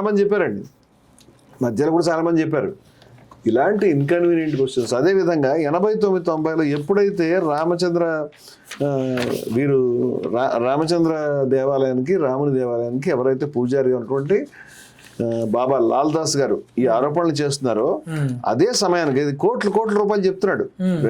జర్మనీ నుంచే 2 కోట్లు, అంటే ఒక జర్మనీ నుంచి తెస్తారంటే ప్రపంచంలో అన్ని దేశాల నుంచి తెస్తారు. జర్మనీ వివరాలు చెప్పాడు, మిగతా దేశాల వివరాలు కూడా చెప్పండి. ఎక్కడెక్కడ వాడారు బంగారు ఇటకలు అని చెప్పాడు ఆ రోజు 89-90లో. బంగారు ఇటకలు వచ్చినాయి, వెండి ఇటకలు వచ్చినాయి, ఇవన్నీ చెప్పాడు. దీనికి సంబంధించి వీరిని చూడాలి మీరు, బిబి గుప్తా గారు, విశ్వ బంధు గుప్తా. వీరు అయోధ్య ప్రాంతానికి ఇన్కమ్ ట్యాక్స్ అడిషనల్ వారు పెద్ద అధికారిగా ఉన్నారు, డైరెక్టర్గా. నేను సరిగా వారి హోదా చెప్పడం లేదు. అయితే వారు విహెచ్పికి నోటీస్ ఇచ్చారు, మీ బ్యాంకు ఖాతాలు మీరు నిర్వహిస్తున్న పద్ధతిలో మాకు అనుమానం ఉంది, మీరు అంతా ప్రాపర్గా రికార్డ్ చేయట్లేదు, మీరు మాకు కరెక్ట్ అయిన సమాచారం ఇవ్వడం లేదు అని. ఆడిట్కి రండి అని చెప్పేసి మరుక్షణమే ఈ నోటీసులు ఇవ్వగానే ఈయనకి బెదిరింపులు స్టార్ట్ అయినాయి. ఎంత ధైర్యం నీకు, చంపేస్తాను నిన్ను, ఏమనుకుంటావు నువ్వు అని అవన్నీ చెప్పాడు ఆయన. ఓకే. తర్వాత ఆయన్ని బదిలీ చేశారు, తర్వాత సస్పెండ్ కూడా చేశారు. అదృష్టవశాత్తు ఆయన హత్య జరగలేదు. నేనేమంటానంటే 89-90 నుంచి విహెచ్పి కేంద్రంగా, సంఘ్ పరివార్ కేంద్రంగా 2 ఆరోపణలు వస్తున్నాయి. ఒకటి, రాజకీయాలు చూపిస్తున్నారు, 2 నిధులు గోల్మాల్ చేస్తున్నారు. చేస్తున్నటువంటి వాళ్ళు ఎవరో అపోజిషన్ వాళ్ళు, ఆల్రెడీ ప్రయర్ వాళ్ళకి ఏదైనా ఉంది హిందూ వ్యతిరేక శక్తులు అని అనుకుంటే వాళ్ళంతా ప్రతిష్ట కలిగినటువంటి హిందూ సంస్థలు. ఓకే. మీకు నిర్మోహి అఖాడా చేతిలో యూపీలో, మధ్యప్రదేశ్లో అనేక దేవాలయాలు ఉన్నాయి. సో ఇప్పుడు మీరు అన్నట్టుగా నేనేమంటానంటే వీళ్ళందరూ హిందూ వ్యతిరేకలా అంటున్నాను. ఇటువంటి ఇన్కన్వీనియంట్ క్వశ్చన్స్ నేను అడుగుతుంటే మీ దగ్గర సమాధానం లేనప్పుడు మీరు ఏం చేస్తారంటే, మోదీ భక్తులు అయినప్పుడు దానికి కొట్టడం తప్పి గందగంట ఏమైనా చేస్తారా? ఆర్ఎస్ఎస్ భక్తులు, మోదీ భక్తులు అయినప్పుడు నేను హిందూ, ఆయన హిందూ కాదు, ఇలాంటి క్వశ్చన్ నువ్వు హిందూ అయితే నేను హిందూ కాదు, నువ్వు హిందూ అయితే. ఇలాంటి క్వశ్చన్లు అడుగుతున్నందుకే, ఇలాంటి నిజాలు బయట పెడుతున్నందుకే మిమ్మల్ని మీ మీద దాడి జరుగుతుందా, లేక మీరు కోట్లాది మంది ప్రజలు, కోట్లాది మంది భక్తులు, కోట్లాది మంది హిందువులు దైవంగా భావించే రాముడినో, సీతనో, హనుమంతుల వారినో, శంకరుడినో, కృష్ణుడినో అంటే సామాన్య మనుషుల్లాగా వాళ్ళని సంబోధిస్తూ మాట్లాడడం వల్ల దాడి జరిగింది అనుకుంటున్నారు? సామాన్య మనుషులు సంబోధిస్తూ మాట్లాడలేదండి. రాముని గురించి మాట్లాడినప్పుడు చెయ్యి అన్నా, కరము అన్నా, ఏమన్నా సంస్కృతం, తెలుగు అన్నా అవే పదాలు వస్తాయి. ఆయన నేను సామాన్యమైన వ్యక్తి అని మాట్లాడలేదు. అసామాన్యమైనటువంటి శ్రీకృష్ణ పరమాత్మ కాబట్టి ఆయన దాన్ని ఎందుకు దుర్వినియోగం చేస్తామని అడుగుతాను. నేను ఆశ్చర్యపోయే విషయం ఏంటంటే, యూట్యూబర్లకు కానీ, నా మీద ట్రోల్ చేసేటువంటి పెద్దలకు కానీ, లేకపోతే కొట్టినటువంటి కోన్కిస్కా బుర్రలేని ఒక క్యాండిడేట్కి కానీ నేను అడిగేది, ఇది కనిపించట్లేదు, దీని గురించి ఒక్క మాట మాట్లాడలేదంటే అంటాను నేను. ఇప్పుడు నెక్స్ట్ మోడీ మీదనే కాదు, సోనియా గాంధీ మీద, ఎన్టీ రామారావు, ఎవరైనా కానివ్వండి, రకరకాల వాళ్ళ మీద వచ్చినప్పుడు మీరు స్పందించలేదు, మోడీ మీదనే ఎందుకు స్పందిస్తున్నది అట్లా కాదండి. నేను అడుగుతున్న విషయం ఏంటంటే, నేను సోనియా గాంధీ మీద ఎప్పుడు జరిగిందో నా దృష్టి తీసుకుంటే తప్పని చెప్తాను. నా దృష్టికి వచ్చింది నేను చెప్పాను. ఇది పెద్ద విషయం, మేము హిందువుల పార్టీ, మేము హిందువుల మతాన్ని న్యాయం చేస్తాను, ఈ విధంగా ఫ్లెక్స్లు నాకు తెలిసి సోనియా గాంధీ కానీ మరెవరు కానీ పెట్టండి నా దృష్టిలో లేదు. చూస్తే ఖచ్చితంగా ఖండిస్తాను నేను. సోనియా గాంధీ చేస్తే తప్పే, ఖచ్చితంగా తప్పే. నేను అనేక ఇంటర్వ్యూస్లో మాట్లాడుతూ ఇందిరాగాంధీ గారు మొదలు పెట్టారు బాబాలకు వెళ్ళి దండాలు పెట్టుకోవడం, ఆ బాబాలు ఓట్లు సంపాదించడానికి ప్రయత్నం ఆవిడే చేస్తున్నారని చెప్పాను. నాకేం కాంగ్రెస్ చుట్టూ ఏం చుట్టరకం ఉంది? మాకు చుట్టరకం ఉన్నది హిందూ మతంలో అత్యంత గొప్ప విలువలతో చుట్టరకం ఉంది. అవంటే మాకు అభిమానం ఉంది. వాటిని ఎవరు దుర్వినియోగం చేసినా ఒప్పుకోం మేము. సరే, మీరు హిందూ మతంతో చుట్టరకం ఉంది, హిందూ మతం విలువలన్నీ మాకు తెలుసు, మేము ఫాలో అవుతున్నాం అంటారు కదా. బీజేపీ ఒక మాట వరకు ఫాలో అవుతున్నాం. బీజేపీ ఒక మాట చెప్తా ఉంటుంది, ఏమని? హిందూ మతం ప్రమాదంలో ఉంది, హిందూ మతం ప్రమాదంలో ఉంది, సనాతన ధర్మాన్ని కాపాడుకోవాలి అని చెప్పేసి. నిజంగా హిందూ మతం ప్రమాదంలో ఉందా? ఉంటే ఎవరి వల్ల ఉంది? మీలాంటి వాళ్ళ వల్ల ఉందా? ఇప్పుడు మీ మీద దాడి చేస్తున్న లాంటి వాళ్ళ వల్ల ఉందా? నేను చెప్తానండి. మీరు చాలా కరెక్ట్ అయినటువంటి ప్రశ్న, కరెక్ట్ అయిన విధంగా అడిగారు. హిందూ మతం ప్రమాదంలో ఉంటే దాన్ని రక్షించడానికి మీరు ఇప్పుడు మొదలు పెట్టారు కదా, 1980లో పెట్టారు బీజేపీ పార్టీ, అంతేనా? అంతేనండి. హిందూ మతం ఎప్పటి నుంచి ఉందండి? కొన్ని వందల సంవత్సరాలు, కొన్ని వేల సంవత్సరాల నుంచి ఉంది. అంటే అప్పటి నుంచి నువ్వు వచ్చి కాపాడావా హిందూ మతాన్ని? ఎవరు కాపాడారు? ఇప్పటిదాకా ఈ వ్యవస్థ ఎలా కొనసాగింది? ముస్లింలు అంతకాలం రాజ్యం చేసిన, బ్రిటిష్ వాళ్ళు అంతకాలం న్యాయం చేసిన, రాజ్యం చేసిన ఈ వ్యవస్థ ఎట్లా నిలబడింది? అంటే వ్యవస్థలో దాని గురించి ప్రయత్నించిన వాళ్ళు ఎవరు? దాన్ని నిలబడడానికి ప్రయత్నించిన వాళ్ళు ఎవరు? హిందూ మతాన్ని కాపాడడం అంటే ఏంటి? దానికి వచ్చే ప్రమాదం అంటే ఏంటి? హిందూ మతంలో కొన్ని హిందూ మతానికి సంబంధం లేని భావాలు ప్రవేశించినాయి. హిందూ మతంలో సమానత్వం ఉంది. వేదంలో చిట్ట చివరి సూక్తం సమానత్వ సూక్తం. సంగచ్చత్వం, సమ్మతత్వం, సమూహ మనాంసి జానతాం అని మనం అంతా సమానంగా ఉండాలి, మనం అంతా సమానంగా పంచుకోవాలి, మనం అంతా సమానంగా ఆలోచించాలి, మనం అందరి ఆ సంకల్పాలు, ఆశయాలు మన అంతా సమానంగా ఉండాలి. ఎంత గొప్ప! ప్రపంచంలోనే హిందూ ధర్మంలో సమానత్వం ఉంది. దాన్ని భ్రష్టు పట్టించి ఈ కుల వ్యవస్థ, అసమానతలు, కట్టడలు, నువ్వు రాకూడదు, నువ్వు కూర్చోకూడదు, నీ చెవిలో సీసం పోస్తా, నీ దరిద్రం అంతా చేసుకుంటూ వచ్చారు. అంటే హిందూ ధర్మంలోకి మన ధర్మం చొరబడిందా? మన ధర్మంలోకి హిందూ ధర్మం ఇమిడిపోయిందా? దాని పేరు మన ధర్మం పెడితే మన ధర్మాన్ని పెట్టండి. మన ధర్మం చాలా చోట్ల ఈ దరిద్రాలు ఉన్నాయి, మన ధర్మం మనుస్మృతిలో ఎలాగే ఉన్నాయి. సరే, దాన్ని నేను అసమానత ధర్మం అనడానికి ఇష్టపడతాను, ఈజీగా ఉంటుంది. అంటే ఎక్కువ విస్తృతార్థం వస్తుంది. అంటే మేము అసమానత వ్యతిరేకతనం చేస్తాం, ఈ ఎక్కడెక్కడ ఉందో మేము రాసిపెట్టి మరి తగలబెడతాం. నేను అనేది ఏంటంటే, ఈ అసమానత్వం ఏదైతే ఉందో హిందూ మతం యొక్క మూల సూత్రం కాదు, హిందూ మతంలోకి చొరబడింది. మీరు అసమానత్వం ఉన్నంత వరకు ఈ ప్రజల్ని చాలా అన్యాయానికి గురి చేస్తుంది. 90% ప్రజలకి భారతదేశంలో తిరుపతి పెద్ద దేవాలయం కదండి. తిరుపతి దేవాలయంలోకి దళితులు ఎప్పటి నుంచి ప్రవేశిస్తున్నారు? 1947 తర్వాత. ఎందుకు? బయ్యాస్ సూర్యనారాయణమూర్తి గారు అనే మహానుభావుడు అక్కడ నిరాహార దీక్ష, అక్కడ సత్యాగ్రహం చేశాడు కాబట్టి. మధురై దేవాలయంలో కక్కన్ అనేటువంటి మహానుభావుడు ఉద్యమం చేశాడు కాబట్టి. అలాగే విఠోబా టెంపుల్లో సాణే గురూజీ గారు ఉద్యమం చేశాడు కాబట్టి, పూరి దేవాలయంలో మరో మహానుభావుడు ఉద్యమం చేశాడు కాబట్టి, వీళ్ళు ఉద్యమం చేయకముందు ఇక్కడ ఉన్నటువంటి భారతదేశంలో 100 మంది హిందువుల్లో 90% మందికి 80% మందికి వారికి ఆధ్యాత్మికమైనటువంటి న్యాయము, వారి ఆధ్యాత్మిక ఆకలి ఉంటుంది మనిషికి. నన్ను దేవుడు రక్షించాలి, నన్ను చూసుకోవాలి, ఆ విరాట్కు నేను మొక్కుకోవాలి, మూల విరాట్కు నేను వెళ్ళుకో అనే కోరిక ఉంటుంది కదా. ఆ కోరిక నిరాకరించబడింది. కేరళలో కొన్ని చోట్ల ఏంటంటే మీరు దేవునికి అర్పించేవి గోడ పై నుంచి బయటకు వేసేవారు లోపలికి, అక్కడి నుంచి పూజారులు దాంట్లో ఆ కొబ్బరికాయ కొట్టి ఆ మొక్కలు లేకపోతే బయటికి విసిరేసేవాడు. అంత ఘోరం. కొన్ని చోట్ల చిన్న గోడ నుంచి చిన్న గ్యాప్లో చూసుకునేటువంటి అవకాశం ఇచ్చేవారు. ఇంత బాధ పెట్టారు జనాన్ని. ఈ పరిస్థితిలో ఉన్నప్పుడు బసవన్న కావచ్చు, నారాయణ గురు కావచ్చు, రవిదాస్ కావచ్చు, కబీర్ కావచ్చు, నందనార్ కావచ్చు, ఎందరో మహనీయులు ప్రజల ఆధ్యాత్మిక ఆకలి తీర్చడానికి భక్తి ఉద్యమాన్ని పుట్టించి వాళ్ళని కాపాడడానికి ప్రయత్నం చేశారు. కులానికి వ్యతిరేకంగా ఉద్యమం చేసి కూలదోయడానికి గాంధీ గారు, నారాయణ గురు, లేకపోతే మరెవరో అనేక మంది మహానుభావులు ప్రయత్నం చేయడం వల్ల కుల వ్యవస్థ కొంత కదిలింది. ఇవాళ ఇప్పుడు మన మీద ఈ దాడులు చేస్తూ మాట్లాడుతున్నటువంటి యూట్యూబ్లు నడిపించే విద్వేషాన్ని కురిపించేటువంటి చాలామంది నాకు తెలిసి బీసీ కులానికి ఇంకా కింద కులానికి చెందినటువంటి వాళ్ళు. వీళ్ళకి అసలు ఒకప్పుడు నేను ఏమన్నానంటే బీసీలు లేకపోతే ఇదే శూద్ర కులాలకి సంబంధించి గతంలో ఏ అధికారం లేనప్పుడు నీకు గుడిలోకి వెళ్ళే అధికారం లేనప్పుడు నువ్వు పెద్ద ఫీల్ అయిపోతున్నావు. గతంలో నీకు అధికారం ఎవరు తెచ్చాడో అది చెప్పట్లేదు. ఆర్ఎస్ఎస్ లేదా బీజేపీ హిందూ మతాన్ని కాపాడదలుచుకుంటే నారాయణ గురు గారు కనుక అక్కడ ఉద్యమం చేయకపోతే కేరళ మొత్తం కన్వర్ట్ అయ్యేది. అన్నమయ్య ఉద్యమం చేయకపోతే పరిస్థితి ఏంటి, దొన్న ఇద్దాస్ గారు చేయకపోతే పరిస్థితి ఏంటి, వీరబ్రహ్మేంద్ర స్వామి వల్ల అనేక లక్షల కోట్ల మంది హిందూ మతంలో కొనసాగుతారు, లేకపోతే ఇప్పుడు వెళ్ళిపోయారు. షిరిడి సాయిబాబా గారిని బూతులు తిడుతున్నారు వీళ్ళు. షిరిడి సాయిబాబా గారు అదొక మాలపల్లె, షిరిడి అనేటువంటిది రహతా అనే గ్రామానికి మాలపల్లి, అది గ్రామం కాదు అది. ఆ మాలపల్లిలో ఆయన కూర్చుని మాలపల్లెకి ఆ రోజు విఠోబా టెంపుల్కి వెళ్ళే అవకాశం ఆయన ఉన్నప్పుడు ఉందా? కానీ ప్రజలకు రామాయణం చదువుకోండి, భాగవతం చదువుకోండి, ఉత్సవాలు చేసుకోండి చెప్పి చేయించబట్టి ఆగింది. కన్వర్ట్ అవ్వడం చేతి ఇప్పుడు అయ్యేది. కన్వర్ట్ అవ్వకుండా సమానత్వాన్ని ఏదో ఒక స్థాయిలో సాధించి ప్రజలు నిలబెట్టడానికి ప్రయత్నం చేసినటువంటి వాళ్ళు భక్తి ఉద్యమకారులు, సంస్కరణవాదులు, బసవన్న లాంటి వాళ్ళు, బ్రహ్మనాయుడు లాంటి వాళ్ళు, ఎందరెందరో మహనీయులు కృషి చేశారు. ఆర్ఎస్ఎస్ 100 ఏళ్ల చరిత్రలో ఒక్క సింగిల్ ఉద్యమం చేయలేదు కులానికి వ్యతిరేకంగా. ఇదేనా హిందూ మతాన్ని కాపాడడం అంటే? పైగా కులం చాలా గొప్పదని వాళ్ళ పుస్తకాలు రాశారు. ఎక్కడెక్కడ రాశారో కావాలంటే మనం మళ్ళీ కూర్చుందాం. బంచ్ ఆఫ్ థాట్స్ వారి గురు గోల్వాల్కర్ గారు రాసినటువంటి ప్రసంగాలు తెలుగులో బంచ్ ఆఫ్ థాట్స్ ని పాంచజన్యం ఆ పేరు పెట్టకూడదు. కృష్ణుడి యొక్క శంఖం పేరు పెడతారా? దరిద్ర విషపూరితమైన భావాలని రాసి ఆ విషపూరితమైన భావాలకు పాంచజన్యం అని పేరు పెట్టారు. చదువుకుని పాంచజన్యం లోపల ఉండేది వేరు. దాంట్లో కులం చాలా గొప్పది, కులం ఉండాలి మన మధ్య అని రాశారు వీళ్ళు. కులం ఉండాలని కూడా హిందూ మతాన్ని కాపాడంటే కుల వ్యతిరేకంగా ఉద్యమం చేసేవాడు. ఏమైనా కానీ హిందూ మతాన్ని కాపాడడానికి ఆర్ఎస్ఎస్ బీజేపీ ప్రయత్నం చేయాలంటే కుల సమానతను రద్దు చేయగలిగితే ఆ పోరాటం నిర్మిస్తే నేను కూడా కాపాడింది అనేవాడు. ఇప్పటిదాకా ఒక పోరాటం అటువంటి చేయలేదు వాళ్ళు. ఇప్పుడు అంటే కుల వ్యవస్థ అనేది వేలునుకుపోయిన భారతదేశంలో అలాంటిది సాధ్యమా? హిందూ మతాన్ని కాపాడాలంటే కులాలు ఉండొద్దని మీరు అంటున్నారు కదా. కుల వ్యవస్థ, కుల కట్టడులు వల్ల ఇప్పుడు నేను అడుగుతున్నాను, ఎక్కువ మంది దళితులు మీరు కోస్టల్ ఏరియాకి వెళ్ళి చూస్తే మాల కులస్తులు అంటే వాళ్ళ 90% మంది కన్వర్ట్ అయిపోయారు.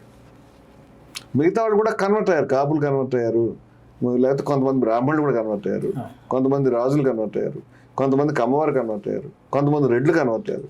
కానీ మాలలు 90% ఎందుకు కన్వర్ట్ అయ్యారు? మిగతా వాళ్ళు అంతమంది ఎందుకు కన్వర్ట్ కాలేదు? మాల కులస్తులు వివక్ష అనుభవించిన విషయం వాస్తవం కదా. నేనంటే వివక్ష లేకుండా ఉంటే అంతమంది కన్వర్ట్ అయ్యేవారా అంటున్నాను. ఇప్పుడు మన కాశ్మీర్లో పండిట్స్ అంటే బ్రాహ్మణ్స్ అండి, వాళ్ళు ఒక్కళ్ళే మిగిలిన మిగతా వాళ్ళతో కన్వర్ట్ అయిపోయారు. బ్రాహ్మణులు మిగిలిన మిగతా వాళ్ళంతా ఎందుకు కన్వర్ట్ అయ్యారు అంటే మిగతా కులస్తులకు లేనిది బ్రాహ్మణులకు ఉన్నది ఏమిటి? వివక్ష. నాకు తెలిసి బ్రాహ్మణులకు వివక్ష లేదు. ఏమండి పేదరికం అనేది మిగతా కులాల్లో లేదా? ఉంటే పేదలందరూ కన్వర్ట్ అవ్వాలి కదా. అక్కడికి వెళ్తే ఏమైనా డబ్బులు ఇస్తారా? గౌరవం అండి. ఇప్పుడు ఇప్పటికి కూడా చాలా గుళ్ళలోకి నేను స్వామీజీలు చూపిస్తాను. నేను సనాతన కాహళ్ళలో ఆంజనేయ స్వామి గారిని కాశీనాయన భక్తులు వారి చేత ప్రసంగం ఇప్పించాం. ఆ మహానుభావుడిని చాలా గుళ్ళలోకి రానివారు. ఆయన దళితుడు కాబట్టి ఆయన మఠాన్ని నడుపుతున్నాడు. మఠాన్ని నడిపే స్వామీజీ దళితుడైన స్థాయికి వ్యక్తికి లోపలికి ప్రవేశం లేదంటే ఈ రోజు ఇప్పటికీ గతంలో ఎలా ఉండేదో మీరు ఊహించుకోండి. అంత ఆధ్యాత్మిక ఆకలి ఉన్న వ్యక్తులు దూరం నెట్టారు. నందనార్ గుళ్ళోకి వెళ్ళాలని తప్పించాడండి. నందనార్ సజీవంగా చేశారు. నేను ఆయన పుస్తకం రాశాను. నారాయణ గురు మీద దాడి చేసినంత పని చేశారు. అంటే ఈ దాడులకు గురైనటువంటి వాళ్ళు, ఈ బాధలు పడేటువంటి వాళ్ళు తమ యొక్క ఆధ్యాత్మిక ఆకలి తీర్చడానికి మరో మతంలోకి వెళ్ళిపోయే అవకాశం ఉంది. అదే ఉదాహరణగా ఎక్కువ మంది దళిత కులాల నుంచి వెళ్ళినట్టు మనకు కనిపిస్తూ ఉంది బయట. నేనేమంటానంటే మీరు మతాన్ని కాపాడదలుచుకుంటే అసమానత్వాన్ని తీసేయాలి కదా. ఆ పని మీరు చేయలేదే. పైపెచ్చి కులం చాలా గొప్పదని కీర్తనలు చెప్పారు, కులం చాలా గొప్పదని ప్రసంగాలు చేశారు. ఎవరెవరు చేశారో వాళ్ళ వల్ల హిందూ మతం నిలబడి, హిందూ మతం ప్రమాదంలో ఉంది. మీరు చెప్పిన మాట 100% నిజం. కానీ ఆ ప్రమాదం వస్తుంది ఎక్కడి నుంచి? విద్వేష భావజాలం వల్ల, అసమానత్వానికి సంబంధించిన భావజాలం వల్ల వస్తుంది. విద్వేషానికి అసమానత్వానికి వ్యతిరేకంగా మాట్లాడితే మీరు హిందూ మతాన్ని కాపాడగలుగుతారు. అంచేత మేము హిందూ సమ్మేళనం పెట్టినప్పుడు విద్వేషం అసమానత్వాలకు వ్యతిరేకంగా హిందూ మతం అనే విషయం మీద పెడతాం. దానికి సంబంధించిన ప్రసంగాలు, దానికి సంబంధించిన మాటలే మాట్లాడతాం. ఎందుకంటే హిందూ మతాన్ని నిలబెట్టాలని మా ఉద్దేశం కాబట్టి. మీకు అది లేదు కాబట్టి మీరు విద్వేషాన్ని అడాప్ట్ చేసుకుంటారు. విద్వేషాన్ని అడాప్ట్ చేసుకున్న తర్వాత ఇంక హిందూ మతం ఏముందండి? అసమానత్వాన్ని, విద్వేషాన్ని పొగుడుకున్న తర్వాత, అదే గొప్పదని చెప్పుకున్న తర్వాత, కులం చాలా గొప్పదని పుస్తకాలు వేసుకున్న తర్వాత ఇంకా హిందూ మతాన్ని ఎలా కాపాడతారు? మీరు కాపాడలేదు. మీరు హిందూ మతాన్ని కాపాడాలి. ఆర్ఎస్ఎస్, బీజేపీ, విహెచ్పి ఇలాంటి సంస్థలే విద్వేషాన్ని నింపుతున్నాయి అంటారు. విద్వేషం అనేది ఒక సంస్థ కాదండి. అంటే ఆర్ఎస్ఎస్ లేకముందు కూడా మతోన్మాదం ఉంది. మతోన్మాదం అనేది ఎప్పటి నుంచో ఉంది. మతోన్మాదం అంటే నా మతం ఉండాలి, నీ మతం ఉండడానికి వీల్లేదు. నీ మతాలు అంటే తగులుకోవాలి, నువ్వు చచ్చిపోవాలి, నువ్వు నా మతంలో కనబడాలి. అన్ని మతాల్లో ఉంది. అన్ని మతాల్లో ఉంది. ఇస్లాంలో ఉంది, మొత్తం ఇస్లాం రాజ్యం స్థాపించాలి, అందరిని చంపేయాలి, లేదా కన్వర్ట్ చేయాలి. అలాగే క్రిస్టియానిటీలో ఉంది, మొత్తం ప్రపంచం అంతా క్రైస్తవంలోకి వెళ్ళిపోయారు, వాళ్ళ సువార్త తీసుకుని అందరూ కన్వర్ట్ అయిపోవాలి, వాళ్ళ కోరిక అది. అలాగే హిందూ మతంలో కూడా అందరూ భారతదేశం అంతా హిందువులు అయిపోవాలి. అంతటి నేను ఒక ఇంటర్వ్యూలో ఒక పెద్ద మనిషి నేను చెప్పినప్పుడు అందరూ సహజం అవన్నీ అవ్వండి, మరి ఏం చేద్దామండి, అంతమంది ముస్లిమ్స్, క్రైస్తవులు, ఏం లేదు, గర్వాప్సి చేయాల్సిందే అన్నాడు. అవదండి, నేను కాదు, వివేకానందుడు చెప్పాడు షికాగోలో సర్వమత మహాసభలో ప్రసంగిస్తూ, నా మతమే ఉండాలి, నీ మతం ఉండకూడదని నువ్వు కోరుకుంటున్నావు కదా, అది అవ్వదు. నీకు నా హృదయాంతరాల నుంచి నీకు నా సానుభూతి తెలియజేస్తాను. I'm very sorry, it is not possible. అది అవ్వదు, అది నీ కోరిక ఎప్పటికీ నెరవేరదు. నువ్వు చేయాల్సిందల్లా పరస్పరం మతాల మధ్య సహకారాన్ని, సమన్వయాన్ని, విద్వేషాన్ని పోగొట్టే పని చేయడమే. కానీ దాని రివర్స్లో నువ్వేం చేస్తున్నావు అంటే, వివేకానందుడు చెప్పిన దాని రివర్స్లో విద్వేషాలు పెంచే పని చేస్తున్నావు. నిన్న అత్తాపూర్లో సార్ ఒక ఆటో డ్రైవరు వెనకాల రాసుకున్నాడు ఏమని, ఎప్పుడైతే ఇంగ్లీష్లో రాసుకున్నాడు, మతం అనేది మన తండ్రి లాంటిది, నువ్వు ఎప్పుడైతే మతాన్ని మార్చినావో నీ తండ్రిని మార్చినట్టే అని కింద జై శ్రీరాము, జై హనుమాన్ సంథింగ్ ఏదో రాసుకున్నాడు. ఆయనను కొంతమంది అక్కడ వేరే వ్యక్తులు, వేరే మతం చెందిన వ్యక్తులు పిలిచి మాట్లాడారు. అది ఒక ట్రోల్ లాగా ఒక వీడియో వైరల్ అవుతాం. నేనంటే ప్యాపిల్లో గణేష్ సంబంధించినటువంటి పండగ దళితులు చేస్తున్నప్పుడు, ఇప్పుడు కాదు, ఒక 10 years క్రితం, గణేష్ బొమ్మ తీసుకొచ్చి వినాయక చవితి ఊరేగింపు చేస్తే వాళ్ళ మీద దాడి చేశారు. మీరెవరు గణేష్ పండుగ చేయడానికి? వాళ్ళు ఏం చేయాలి అంటే, హిందూ మతం ప్రేమ ఉంది కాబట్టి నేను ప్యాపిల్ సబ్ పెట్టాను, ఆ దళితులకి ఓదార్పు చెప్పి వాళ్ళని ఆ మతంలో ఉంచుకోవడానికి ప్రయత్నం చేయడానికి. ఆ పని చేయాలి మనం. అంటే ఈ కులం పేరు మీద మనుషుల్ని దూరంగా నెట్టి, వ్యవస్థలను దూరంగా నెట్టి, ఇంకా దూరంగా పెట్టేటువంటి సూత్రాల మీద, వ్యవస్థల మీద పోరాటం చేయాలి. బాబాసాహెబ్ అంబేద్కర్ ఏమనంటే, అసమానత్వాన్ని బోధించేటువంటి ఆ శాస్త్రాలకు ఎక్కువ పెట్టాడని, మనుషులని ఎక్కువ పెట్టాడు. అందుచేత ఈ శాస్త్రాలకు ఎక్కువ పెట్టడం, గాంధీ గారు అదే చేశాడు, నారాయణ గురు అదే చేశాడు. దాంట్లో సమానత్వ సూత్రాలని వచ్చే విధంగా చేయటం, ఆ పని చేసిన వాళ్ళు హిందూ మతాన్ని కాపాడారు.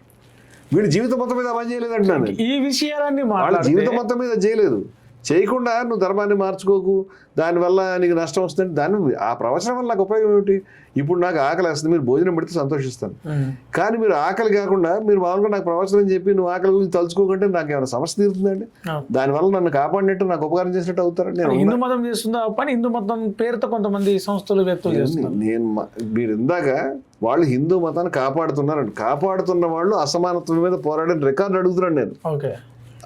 హిందూ మతం యొక్క ప్రధానమైన లక్షణం విద్వేష వ్యతిరేకత.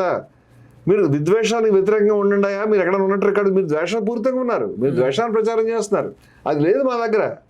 ఇప్పుడు మీరు దాంట్లో ఉప్పులో ఉప్పదనం పోయిన తర్వాత ఎందుకు బయటపడేయాలి కదా అని క్రీస్తు ఎక్కడో అన్నాడు. అలాగే సనాతన ధర్మంలో, హిందూ మతంలో ద్వేషరాహిత్యం అనేటువంటిది ప్రధానమైన లక్షణం. అదే పోయిన తర్వాత సనాతన ధర్మం ఎట్లా? హిందూ మతాన్ని ఒక్కదాన్ని టార్గెట్ చేసి మాట్లాడుతుంటారా, లేక క్రిస్టియన్, ఇస్లాము? నేను పుస్తకాలు ఇస్తాను, నేను రాసినవి, నేను చేసిన పనులు, నేను మాట్లాడిన వీడియోలు చూపిస్తాను. మేము శుభ్రంగా, మీకేం బెంగక్కర్లేదు. మిగతా చోట్ల ఖురాన్లోను, బైబిల్లో ఉన్నటువంటి అసమానత శుభ్రంగా మాట్లాడాం, ఆన్ రికార్డ్ రాసాం. ప్రతి ఏడాది కూడా అసమానత వ్యతిరేకతనం పేరు మీద వాటిని ఒక అన్ని మతాలలో అసమానతను బోధించే సూత్రాలను తగలబెడతాం. ఆ పని చేస్తున్నాం మేము అక్కడ 5 రాష్ట్రాల్లో చేస్తున్నాం. జయభరత్ రమణమూర్తి అనే వ్యక్తి హిందూ మతం మీద విషం కక్కుతూ, హిందూ మతం మీద విష ప్రచారం చేస్తూ ఉంటాడు. నేను నిత్యం ఇతర మతాలకు చెందిన ప్రవక్తలతో తిరుగుతూ ఉంటారని చెప్పేసి ఈ 2 రోజులుగా మీకు సంబంధించినటువంటి కొన్ని పోస్టర్లు, కొన్ని ఫోటోలు, కొన్ని వీడియోలు సోషల్ మీడియాలో బాగా ఇటువంటి ఇన్కన్వీనియంట్ క్వశ్చన్స్ అడిగిన తర్వాత, ఇలా ఎందుకు ఫ్లెక్స్లు పెడుతున్నారు, అలా ఎందుకు డబ్బులు దొబ్బేశారు, ఆ విధంగా ఎందుకు పూజారులు చచ్చిపోయారు, ఆ విధంగా ఎందుకు జరిగింది అని నేను మాట్లాడుతున్న తర్వాత మీకు సమాధానం లేనప్పుడు మీరు ఏం చేస్తారండి? సేమ్ ఏదో ఒకటి చేస్తారు. సేమ్ అలిగేషన్స్ మీ మీద కూడా పెడుతున్నారు వాళ్ళు. అంటే కొన్ని నేనేమన్నా అయోధ్యకి మోసాలు చేసిరని చెప్పేసి, డబ్బులు ఇది చేసిరని చెప్పేసి, పేదవాళ్ళని చేసి ల్యాండ్ స్కామ్ ఏదో చేసిరని చెప్పేసి. నేను వేచిపోయి ఒకటైతే అది వేరే విషయంగా నా మీద ఇప్పుడు మీ ఇక్కడ మీ మీద వచ్చిన ఆరోపణలు సమాధానం చెప్పండి. సోషల్ మీడియాలో తిప్పుతున్నారు.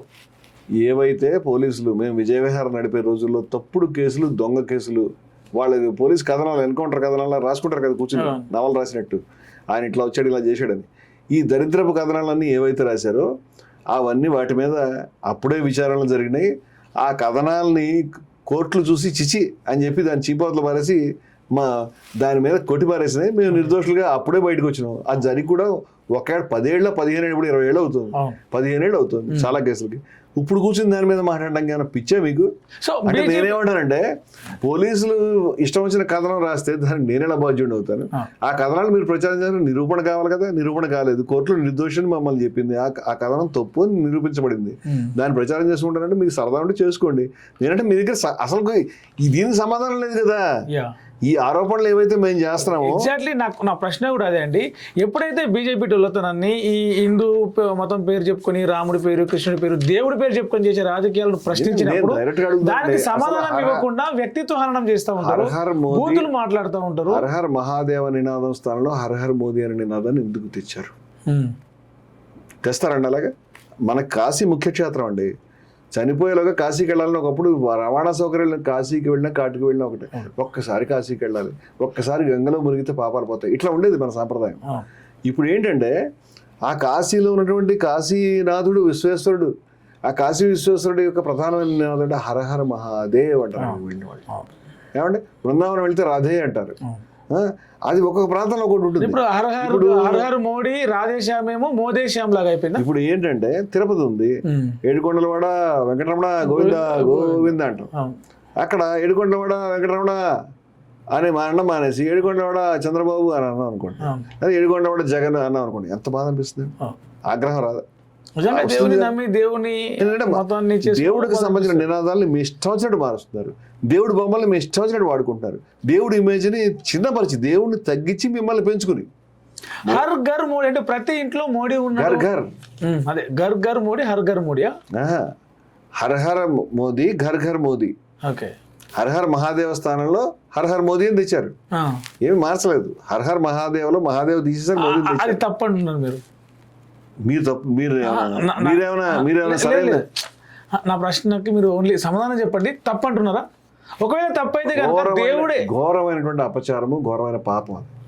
దేవుడే వాళ్ళని శిక్షిస్తాడు కదా. మీరు మానవ మాత్రులమైన ఎందుకు ప్రశ్నించడం, వాళ్ళు ఎందుకు దాడులకు గురి కావడం? ప్రపంచంలో దేవుడు చేసే పనులన్నీ కూడా హ్యూమన్ మీడియం ద్వారా జరుగుతాయి.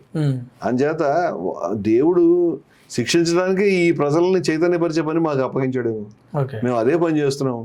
చేత మేము చేస్తున్నటువంటి పని దేవుడు చేసేటువంటి అద్భుతాలని మనిషి ద్వారానే. శ్రీకృష్ణుడు మహాభారత యుద్ధాన్ని శ్రీకృష్ణుడి యొక్క అనంతమైన శక్తితో పోలిస్తే కౌరవుల్ని ఒక క్షణంలో మసి చేయగలిగేవాడు, ఒక క్షణంలో చక్రం పంపించగలిగేవాడు. కానీ ఆ పనిని అర్జునుడి ద్వారాను, పాండవుల ద్వారాను, అక్కడ ఉన్న సైన్యం ద్వారా చేయించాడే. అంటే మానవ మాత్రుల ద్వారానే ఆ పనులు చేయిస్తాడు ఆయన. అందువల్ల ఇప్పుడు మేము చేస్తున్నటువంటి పని దైవ కార్యమే.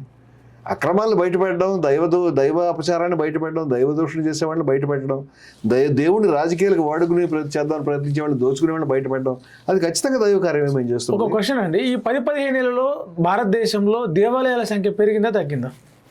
అది ప్రభుత్వం వారి దగ్గర ఆలోచించి డేటా చెప్పాలి. అయోధ్యలోనే 8 ఆలయాలు మాయమైనాయి. ఈ రామాలయం కట్టేటువంటి కార్యక్రమంలో 8 ఆలయాలు కూడా ప్రతిష్టాత్మకమైన ఆలయాలు. సీతాకి రసోయి అనేటువంటి ఒక ఆలయం, అలాగే హనుమాన్కి సంబంధించిన ఒక ఆలయం, అవి కూడా కొన్ని 100 ఏళ్ల నుంచి వచ్చిన ఆలయాలు కూడా మాయమైనాయి. అలాగే కాశీని విశాలం చేసే కార్యక్రమంలో కూడా ఆలయాలు మాయమని మొత్తుకుంటారు. నేను అనేది ఏంటంటే, అంటే ఈ 15 ఏళ్ళు అంటే మీ ఉద్దేశంలో మోదీ ఉన్నారేమో అనుకుంటాను నేను. అంటే మోదీ గారి బాధ్యత ఆలయాలను పెంచడం కానీ తగ్గించడం కానీ, ఆ పని హిందువులను చేసుకుంటాం. ఆలయాలను పెంచుకోవడం, ఇంకా పెంచుకోవడం మేము ప్రభుత్వాలు దాంట్లో రావక్కర్లేదు. ప్రభుత్వాలు ఏ గుడి కట్టక్కర్లేదు, ప్రభుత్వాలు హజ్ సబ్సిడీలు ఇవ్వక్కర్లేదు, ప్రభుత్వాలు హజ్ హౌసులు కట్టక్కర్లేదు, ప్రభుత్వాలు చర్చిలకిను వాటికి స్థలాలు కేటాయించగల మమ్మల్ని వదిలిపెడితే మంచిది. ఆ పని మతాలు చేసుకుంటారు.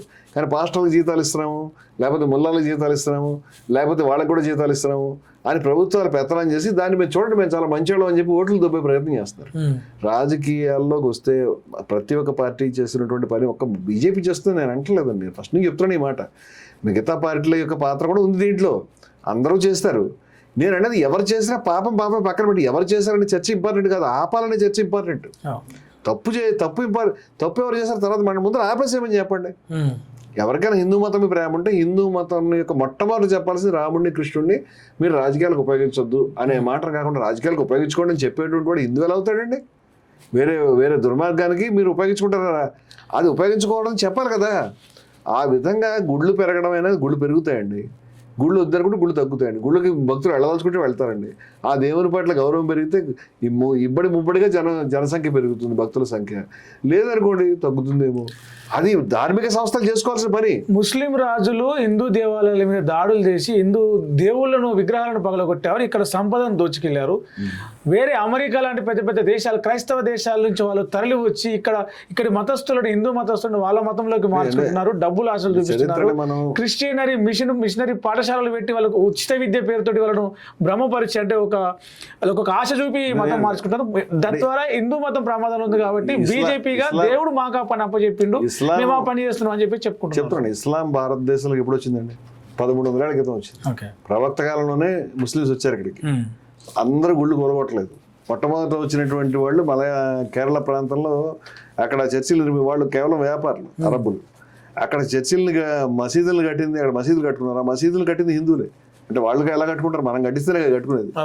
నేను అనేది ఏంటంటే కేవలము కొంతమంది రాజులు దుర్మార్గులుగా వ్యవహరించి వాళ్ళు ఢిల్లీ సుల్తాన్లు మొదటి బ్యాచ్, అలాగే ఇక్కడ దేశం దాడి చేసే ఉద్దేశంతో వచ్చినటువంటి గజని గోరి లాంటి వాళ్ళు ఆలయాలు కూలగొట్టారు. కానీ అందరూ ముస్లిమ్స్ కూలగొట్టలేదు, తప్పదు. ఎందుకంటే ఆలయాల్ని కాపాడినటువంటి ముస్లిమ్స్ కూడా ఉన్నారు. అయోధ్య ప్రాంతంలోనే చాలా ఆలయాల్ని ముస్లిం నవాబులు కట్టించారు. ఆలయాల్ని అవధ నవాబులు కట్టించారు. చాలా చోట్ల ఇటువంటి ఉదాహరణలు నేను చెప్పగలుగుతాను. ఆలయాలకు నిధులు ఇచ్చినటువంటి వాళ్ళు ఉన్నారు, మంచి వాళ్ళు ఉన్నారు, చెడ్డ వాళ్ళు ఉన్నారు. చెడ్డ పని ఖచ్చితంగా కొంతమంది చేశారు. ఆ ముస్లిం రాజులు దుర్మార్గులు, వాళ్ళ పేరు మనం తీయొద్దు. కానీ గోవధను నిషేధించినటువంటి వాళ్ళు, ఆలయాలను కాపాడేటువంటి వాళ్ళ గురించి చెప్పడానికి మనకు మంచిది చేస్తే ఏమైంది? వాళ్ళ పేరు చెప్పొచ్చు కదా. ముస్లిమ్స్ అంతా కూలగొట్టేవాళ్ళు, హిందువులంతా రక్షించేవాళ్ళు. ఈ రకమైన ప్రాపకాండ ఇప్పుడు 1000 ఏళ్ల క్రితం జరిగిందండి. ఇప్పుడు ఎవరు కూలగొడుతున్నారు?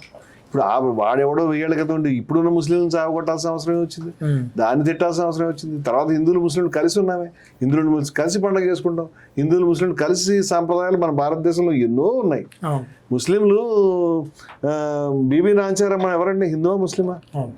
ఆ ముస్లిం అయినటువంటి ఆవిడని, ఆ మహాతల్లిని మన దేవతగా స్వయంగా శ్రీనివాసుని యొక్క దేవేరిగా మనం పూజిస్తా ఉన్నామే. మరి అక్కడ మనకి కర్ణాటకలో ఉన్నటువంటి దేవాలయంలో కొంతకాలం పాటు కొన్ని సందర్భాల్లో శ్రీ వెంకటేశ్వర స్వామికి ముస్లిం సాంప్రదాయాల్లో పూజలు చేసేటువంటి శ్రీమన్నారాయణుడికి ముస్లిం సాంప్రదాయంలో పూజించేటువంటి అక్కడ పద్ధతులు, ఆచారాలు ఉన్నాయి. తిరుపతిలో కూడా మా అల్లుడని అనేక మంది కొన్ని సందర్భాల్లో, కడపలో, తిరుపతిలో మీరు వెళ్ళి చూడొచ్చు, స్థానికంగా మీరు ఎంక్వైరీ చేయొచ్చు వెళ్ళి. అక్కడ ముస్లిమ్స్ గుళ్ళకి వెళ్తారండి. నేను స్వయంగా ముస్లిమ్స్ గుళ్ళకి వెళ్ళినటువంటి అనేక ఫంక్షన్స్కి నేను హాజరయ్యాను. అంచేత ముస్లిమ్స్ అంతా దుర్మార్గులు, వాళ్ళంతా కొలగొట్టేవాళ్ళు అని హిందువుల్లో భయం రేకెత్తించి ముస్లిమ్స్ హిందూ ఓటు కన్సాలిడేట్ చేయడం. వాళ్ళు ముస్లిం మతోన్మాద పార్టీలు, హిందువులంతా కాఫీర్లు, వాళ్ళు దుర్మార్గులు, మన వాళ్ళంతా మంచి వాళ్ళని, మనమంతా ముస్లిమ్స్ కాబట్టి మనకే ఓట్లు వేసుకోవాలని వీళ్ళు కన్సాలిడేట్ చేయడం. ఇది రాజకీయ ఉద్దేశంతో జరుగుతున్న ప్రచారం. అప్పుడెప్పుడో చరిత్రలో ఎవడో దుర్మార్గం చేస్తే అదేదో జరిగితే ఇప్పుడు ఈ గోలంతా ఎందుకండి? ఇప్పుడు ఉన్నటువంటి విషయాలు మనం మాట్లాడదాం. మనం కలిసి పోరాడాం, కలిసి ప్రథమ భారత స్వాతంత్ర సంగ్రామంలో పాల్గొన్నాం, కలిసి ఈ భారతదేశంలో స్వాతంత్ర పోరాటంలో పాల్గొన్నాం, కలిసి ఎన్నికల్లో ఓట్లు వేస్తున్నాం, కలిసి చైనా కూడా యుద్ధం చేస్తే అందరం చచ్చిపోతుంటే ప్రతిసారి ముస్లిమ్స్ చచ్చిపోతారు. చివరికి పాకిస్తాన్ యుద్ధంలో కూడా ముస్లిమ్స్ అనేక సందర్భాలు చచ్చిపోయారు. అనేక మంది దేశం గురించి ప్రాణాలు ఇచ్చారు. ఇప్పుడు ఎప్పుడో ఎవడో నవాబ్ ఏది చేశాడు, ఎప్పుడో ఢిల్లీ సుల్తాన్, ఎంతకాలం చెప్తావు ఈ కథలన్నీ కూడా? ఇదేమన్యాయం? ఇప్పుడు ఎవరో రెడ్డి గారు లేకపోతే ఎవడో అగ్రకులాల వాళ్ళు ఎక్కడో దాడి చేశారనే కారణం వల్ల దేశంలో ఉన్న దళితులందరినీ ఎప్పుడు శిక్షించడమో లేకపోతే ద్వేషించడమో చేస్తా, అది సమంజసమైన పని అంటాం మనం. ఆ దుర్మార్గం చేసిన వాడి గురించి చెప్తాం తప్పితే మంచి చేసిన వాడు మంచి అని అంటాం కదా. Very simple. ఇప్పుడు ఈ రోజుల్లో సినిమా అనేది, సోషల్ మీడియా అనేది చాలా బలమైన వారు ఏమంటారు ఒక అనుసంధానకర్తగా ఉన్నది. సినిమా అనేది ప్రజలకి, సోషల్ మీడియా సినిమా ప్రజలకి చాలా వేగంగా సమాచారాన్ని కానీ ఒక భావజాలను కానీ వ్యాప్తి చేసే ఒక అనుసంధానకర్తగా ఒక మీడియంగా ఉన్నది. దాన్ని వాడుకొని ఇటు సోషల్ మీడియాని అటు సినిమాని వాడుకొని ఈ మతాల మధ్యలో విద్వేషాలు రెచ్చగొట్టే సినిమాలు కావచ్చు, పోస్టులు కావచ్చు, వీడియోలు కావచ్చు, కంటెంట్ కావచ్చు క్రియేట్ చేసే క్రమంలో బీజేపీ చాలా దూకుడుగా ముందుకెళ్తూ ఉన్నది. బీజేపీ కానీ దాని అనుబంధ సంస్థలు కానీ. సో దాన్ని అడ్డుకట్ట వేస్తే ఏంటి, అడ్డుకట్ట వేయకపోతే ఎలాంటి ప్రమాదం ఉంటుంది? ఈ దేశంలో వ్యవస్థలు ఏవైతే ఉన్నాయో, ఇప్పుడు ఉదాహరణకి మొన్న రావణ్ మీద కేసు వచ్చినప్పుడు ఆయన రావణ్ని అవమానించాడు. ప్రతిరోజు కూడా బయట మతాల మీద బూతులు, పరమ దారుణమైనటువంటి బూతులతోటి తమ్నైల్స్ పెట్టేవాళ్ళ మీద ఎటువంటి శిక్షలు కానీ ఆలోచనలు కానీ లేవు. వాడి మీద ఏ కేసు రాలేదు. అది నేరంగా ఎక్కడ పరిగణనలో పొందట్లేదు. రావణ్ అది ఎందుకు చేశాడో, డిఫెన్స్ చేశాడో, అఫెన్స్ చేశాడో, ఏదో ప్రూవ్ చేయడం చేశాడో, ఏదో చెప్పడం చెప్తున్నారు. దాని మీద మాత్రం అంతా ఆవేశపడిపోతున్నారు. కానీ 3 మేకులు కొడితే కాపాడుకోలేనోడనో, లేకపోతే శవమనో, లేకపోతే మరకానో, లేకపోతే ఎడారి మతం నానా బూతులు తిడుతుంటే మేరీ మాతను పట్టుకొని దూషిస్తూ ఉంటే దాని మీద నాకు తెలిసి ఏ శిక్షలు లేవు. అంటే నేనేమంటానంటే అలా జరిగిన వాడిని శిక్షించండి. క్రైస్తవ పాస్టర్లు ఎవరైనా కన్వర్ట్ చేసే ఉద్దేశంతో హిందూ దేవతలు దూషిస్తే వాళ్ళని కూడా శిక్షించండి. చట్టం ఎవరికైనా సమానంగా ఇంప్లిమెంట్ చేయాలి మనం. ఇది పోవాలి, ఈ కల్చర్ పోవాలంటే అందరినీ దాని గురించి మార్చాలని చెప్తున్నాను తప్పితే ఏ కొందరిని అని మనం కూడా చెప్పడం లేదు. సినిమాలకు సంబంధించిన విషయం ఏమిటంటే, ఇప్పుడు సినిమా మీడియంలో ఉన్నటువంటి వాళ్ళకి ఇప్పుడు ఆకర్షణీయమైన మొత్తం వ్యవస్థలన్నీ కూడా ఎన్నికల కమిషన్ని నియమించుకోవడానికి మోదీ గారు గతంలో సుప్రీంకోర్టు న్యాయమూర్తి, తర్వాత ప్రధానమంత్రి, తర్వాత ప్రతిపక్ష నాయకుడితో కమిటీ ఉండాలని చెప్పారు. సుప్రీంకోర్టు న్యాయమూర్తిని పక్కన పెట్టి ఆయన అర్జెంటుగా ఆర్డినెన్స్ తెచ్చుకుని, చట్టం తెచ్చుకుని దాంట్లో తను నియమించే కేబినెట్ మంత్రి అని తేల్చి, అంటే ఎన్నికల కమిషన్ తను నియమిస్తాడు, తను దాన్ని ఉపయోగించుకునే ఉద్దేశమే కనిపిస్తుంది. అదేవిధంగా కోర్టుల్ని, అదేవిధంగా పత్రికల్ని, అదేవిధంగా సమస్తాన్ని బండి చేస్తున్నారండి. ఇవాళ మీడియాలు కూడా వాళ్ళకి వ్యతిరేక వార్తలు రాయడానికి ఎవరు సాహసం చేసే పరిస్థితులు ఏం తెచ్చారు. ఏమైనా చేస్తే వాళ్ళ మీద దాడులు జరిగే పరిస్థితి ఉంది. ఇన్ని జరుగుతున్నప్పుడు సినిమా రంగంతో వాళ్ళు కూడా బండి అవుతారు కదా, వాళ్ళు కూడా ఆకర్షణకు లోనవుతారు కదా. దీన్ని తీస్తే జనంలో ఎక్కువ మంది నమ్మేవాళ్ళు, పిచ్చివాళ్ళు తయారైన తర్వాత ఇదే సినిమా కింద తీస్తే ఇంకా మనకు లాభం వస్తుంది, వాడు అదే సినిమా తీస్తాడు. అంచేత ఈ రెండు వాళ్ళు కూడా దానికి లొంగిపోవటం, వాళ్ళది కూడా అటువంటి భావజాల ప్రభావానికి లోను కావటం, వాళ్ళు తీస్తే డబ్బులు వస్తాయి కదా అనుకోవడం, ఈ 3 ఫ్యాక్టర్స్ వల్ల వాళ్ళు రకరకాల సినిమాలు తీస్తున్నారు. దాన్ని ఆపాల్సినటువంటి సెన్సార్ బోర్డు ఆపదు. ఇప్పుడు ఎన్నికలలో మతం పేరు ఉపయోగించి దోషాలను చేసేటువంటి వాళ్ళని ఎన్నికల కమిషన్ ఆప్ చేస్తుందా? లేదే. మోదీ గారు లాంటి వ్యక్తి స్వయంగా అనేక సందర్భాల్లో మైనారిటీలకు సంబంధించి అనకూడని మాటలు అన్నటువంటి ఉదాహరణలు ఉన్నాయి. ఆయనకేమి నోటీసులు ఏమి ఇవ్వలేదే. అదేవిధంగా సెన్సార్ బోర్డు కూడా అదే పని చేస్తుంది. వ్యవస్థలన్నీ నిర్వీర్యం అవుతున్నాయి ఈ దేశంలో. అందువల్ల ఈ నిర్వీర్యం కాకుండా ఉండాలంటే, ఈ మతోన్మాద భావజాలను వెనక్కి నెట్టాలంటే మనం అంతా కూడా దానికి సంబంధించినటువంటి జ్ఞానాన్ని, చైతన్యాన్ని పబ్లిక్ అందించడానికి ప్రయత్నం చేయాలి. వాళ్ళే మార్చుకోగలుగుతారు, ఇంకా మనకి ఏ దారి లేదు. రైట్ సార్, ఈ సబ్జెక్ట్ గురించి మాట్లాడుకుంటే గంటల తరబడి, రోజుల తరబడి కూర్చొని కూడా డిస్కషన్ చేయొచ్చు. చాలా విషయాలు చర్చలోకి వస్తూ ఉంటాయి. సో చివరిగా దీన్ని ముగించే ముందు ఒక చిన్న ర్యాపిడ్ ఫైర్ మీతోటి. మీరు నిజంగా హిందూ మతాన్ని, హిందూ ధర్మాన్ని పాటిస్తున్నారా? హిందూ ధర్మాన్ని, హిందూ మతాన్ని, దానికి విలువల ప్రధానమైనటువంటి హిందూ మతం కాబట్టి నేను రిచువలిస్టిక్ హిందువుని కాదు, రిచువల్ తంతుల మీద ఆధారపడిన హిందువుని కాదు. హిందూ మతం ఎటువంటి విలువల్ని బోధించిందో, ఎటువంటి విలువల కోసం నిలబడిందో, ఆ విలువలకు నిబద్ధమైన వ్యక్తిని, జీవితాన్ని అంకితం చేసిన వ్యక్తిని, దాని గురించి దేన్ని నా ప్రాణాన్ని ఇవ్వడానికి కూడా సిద్ధపడాను. రాముడు, కృష్ణుడు ఇట్లా దేవుళ్ళు ఎవరైతే మనం పూజిస్తామో అట్లా ఒక 10 మంది దేవుళ్ళ పేరు చెప్తారా?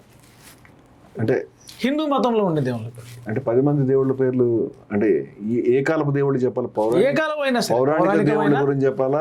దేవుళ్ళు మనం వేదిక దేవుళ్ళు, హిందువులు పూజించే దేవుళ్ళు. హిందువులు పూజించే దేవుళ్ళు అందరూ కూడా ఈ ఒకే పంథాలో ఉన్నటువంటి వాళ్ళు కాదు. సమ్మక్క సారకులు దేవీ దేవతలే. షిరిడి సాయిని కూడా దేవునిగా చాలా మంది పూజిస్తున్నారు. అనేక మంది అవధూతల్ని పూజిస్తూ ఉన్నారు. రేణుకా ఎల్లమ్మను పూజిస్తున్నారు. రేణుకా ఎల్లమ్మ మనకి పరశురాముడు నరికేసినట్టు, పరశురాముడి గుళ్ళు కంటే కూడా ఆయన నరికేసినట్టు వాళ్ళ అమ్మగారికి ఎక్కువ గుళ్ళు ఉన్నాయి. రేణుకా ఎల్లమ్మ, అలాగే గ్రామ దేవతలు అనేక మంది, మన జూబ్లీ హిల్స్ పెద్దమ్మ గారిని కానీ అనేక చోట్ల గ్రామాల దేవతలు ఎంతో మంది దేవి దేవతలు ఉంటారు. వైట్ అని ఎందుకు 10 మంది పేర్లు ఎందుకు చెప్పాలి? నేను కొన్ని అడుగుతాను. అప్పమ్న పాత అనే మాట ఎప్పుడు విన్నారా? ఏమండి అప్పమ్న పాత? వినలేదు. అది ఒక దేవత పేరు, అది వేదంలో ఉన్నటువంటి దేవత. ఇలాంటి పేర్లు నేను చాలా చెప్పగలుగుతాను. చాలా మంది హిందువులు గుర్తుపట్టలేరు. అంత మాత్రం వాళ్ళు హిందువులు కాకుండా పోరు. ఈ హిందువులు పరీక్షించడానికి వాళ్ళకి దేవతల పేర్లు ఎన్ని తెలుసు అనే పరీక్ష అంటే పెట్టాల్సిన మీ మీద హిందూ వ్యతిరేకి అని ముద్ర పడింది కాబట్టి నేనేమన్నా మీ పరీక్ష పెట్టే విధానంలో ఉన్న పొరపాటు ఏంటంటే హిందూ దేవతల లిస్ట్ నేను అప్పచెప్పి హిందూ మతానికి విరుద్ధమైన విలువలను ఆచరిస్తే సరిపోతుందని అడుగుతున్నాను నేను. ఆ, నేను చాలా దేవతలను అడుగుతాను. ఆ దేవతల పేర్లు చాలా మంది వినలేదు ఇప్పటిదాకా. ఆ. చాలా మంది మీరు చెప్పింది నేనైతే వినలేదు. చాలా మంది చెప్తున్నాను కదా, పండితులు వినొచ్చు, ఎవరైనా వేదం చదువుకున్న వాళ్ళు వేరే వాళ్ళు వినొచ్చు. నేనేమంటానంటే మీరు పెట్టాల్సిన పరీక్ష హిందూ మతానికి సంబంధించిన విలువల ప్రాతిపదిక పెట్టాలి. ఓకే. హిందూ అంటే మీరు హిందూ మతం బోధించే విలువలు ఏమిటి చెప్పండి అని అడగాలి. అప్పుడు నేను ద్వేషరాహిత్యము, సమానత్వము, కరుణ, నిర్మోహత్వము, పరిత్యాగము అని ఈ లిస్ట్ అంతా చెప్పాలి. అలా కాకుండా నేను ద్వేషము, అవతలవాడిని తిట్టడము, అవతలవాడిని కొట్టడం అని చెప్తే నువ్వు హిందూ కాదని మీరు నాకు చెప్పాలి. పరీక్ష విలువల ప్రాతిపదిక జరగాలని నేను కోరుకుంటున్నాను. Okay, right. భారత రాజ్యాంగం కంటే ముందు నుంచి కూడా హిందూ ధర్మము, సనాతన ధర్మము, ఈ రామాయణము, భాగవతము, భగవద్గీత ఉన్నాయి. వీటి తర్వాత సమాజంలో మార్పులు, అణచివేతలు, వివక్ష, దీన్ని ఆధారంగా తీసుకుని భారత రాజ్యాంగం వచ్చింది. కానీ ఇప్పుడు భారత రాజ్యాంగాన్ని పక్కకు పెట్టి మనము భగవద్గీతను కోర్టులో భగవద్గీత మీద సాక్షి ప్రమాణం చేసి అని చెప్పి చెప్తూ ఉంటారు. సో రాజ్యాంగాన్ని అనుసరిస్తుందా భారతదేశం ఈ బీజేపీ? ఈ రామాయణ, మహాభారతాలు, పురాణాలు, మన ధర్మశాస్త్రం కొంచెం కన్ఫ్యూజ్ చేసి చెప్తున్నారు. మొదట మత గ్రంథాలకి రాజ్యాంగానికి ఎటువంటి పోటీ లేదు. మత గ్రంథం అనేది చెప్పే సబ్జెక్ట్ వేరు, ఈ రాజ్యాంగం చెప్పే సబ్జెక్ట్ వేరు. రాజ్యాంగం మనం ఇక్కడ ఎట్లా నడుచుకోవాలి, ఏ విధంగా ఉండాలి, మనం అంతా కలిసికట్టుగా ఏ విధంగా ఉండాలి అనేటువంటి రూల్స్ను మనకు సంబంధించిన కామన్ లక్ష్యాలు. సేమ్ వర్డ్ మళ్ళీ చెప్పరా? రాజ్యాంగం మనందరం కలిసి ఉందా లేదో చెప్తున్నారు, మళ్ళీ చెప్పరా? మనం అంతా కలిసి ఎలా ఉండాలి, మనం ఎలా కలిసి నడుచుకోవాలి, మనకున్న హక్కులు ఏమిటి, ఈ దేశాన్ని మనం ఎలా కాపాడుకోవాలి, ఈ దేశంలో తప్పు జరిగితే ఎలా శిక్షించుకోవాలి, మన అందరి యొక్క లక్ష్యాలు ఏమిటి, మనం ఎటు వెళ్ళాలి అనేది ఒక దిశానిర్దేశం చేస్తుంది. కానీ మతం, ఈ మత గ్రంథాలు ఇదే రాజ్యాంగాన్ని నిర్వీర్యం చేస్తూ మనందరం ఎట్లా కలిసి ఉండొద్దు, హిందూ ముస్లింలను ఎట్లా విడగొట్టాలని చెప్పేసి బీజేపీ ఫాలో అవుతుంది. అంటే రాజ్యాంగాన్ని ఫాలో అవుతలేదు, రాజ్యాంగాన్ని నిర్వీర్యం చేస్తుందని చెప్పేసి ఒక సెక్షన్ ఆఫ్. మీరు ఇంత వెనక నుంచి అడగాల్సిన అవసరం లేదు. వాళ్ళకి రాజ్యాంగం పట్ల ఏ గౌరవం లేదు, వాళ్ళ పుస్తకాలు రాసుకున్నారు. ఓకే. రాజ్యాంగం అనేటువంటిది అది ఎందుకు పనికిరాని పుస్తకం, మనుస్మృతి మనకు కావాలి, మను రూల్స్ అవర్ హార్ట్స్ అని ఆర్ఎస్ఎస్ వాళ్ళ ఆర్గనైజర్ పత్రిక రాజ్యాంగాన్ని ఆమోదించినప్పుడు రాసుకున్నారు. బాబాసాహెబ్ అంబేద్కర్ కి మనువుకి పోలికేంటి? మను ఎక్కడో చాలా పెద్ద మహోన్నతుడైనటువంటి వాడు, ఈయన లిల్లీపుట్ లాంటి వాడు అని లిల్లీపుట్ని మహోన్నతుడిని మీరు పోరుస్తారా అని ఎక్కిరిస్తూ వాళ్ళ పత్రికలో మను రూల్స్ అవర్ హార్ట్స్, మనువు మా హృదయాలను పాలిస్తున్నాడు, మనుస్మృతి రాజ్యాంగం స్పష్టంగా రాసుకున్నారండి. కాబట్టి మీ కటింగ్ తెచ్చిస్తాను. అదేవిధంగా దేశపు జెండాను అవమానిస్తూ రాసుకున్నారు. అంచేది ఇప్పుడు నిర్వీర్యం చేయడం కాదు, వాళ్ళ లక్ష్యం అదే వాళ్ళు స్పష్టంగా చెప్పుకుంటారు. ఆర్ఎస్ఎస్ ప్రతి నిమిషం పాడుకునేటువంటి పాట నమస్తే సదావత్సలే మాతృ, దాంట్లో హిందూ రాష్ట్రం అనేది వస్తుంది. హిందూ రాష్ట్రం అంటే మిగతా వాళ్ళకి హక్కులు లేకుండా చేసేటువంటిది. అది రాజ్యాంగం కొత్తది కాబట్టి కొత్త రాజ్యాంగం రాసుకుంటారు. నిన్న కొట్టిన వ్యక్తి కూడా హిందూ రాష్ట్రం ఎవరైనా అడ్డొస్తే నరికి చంపుతానని చెప్పాడు. వాళ్ళ లక్ష్యం కూడా రాజ్యాంగం కాదు. రాజ్యాంగం లక్ష్యం కాకుండా ఉన్నటువంటి వ్యక్తులు, వ్యవస్థలు ఉన్నాయి కాబట్టి ఇప్పుడు సమస్య వస్తుంది.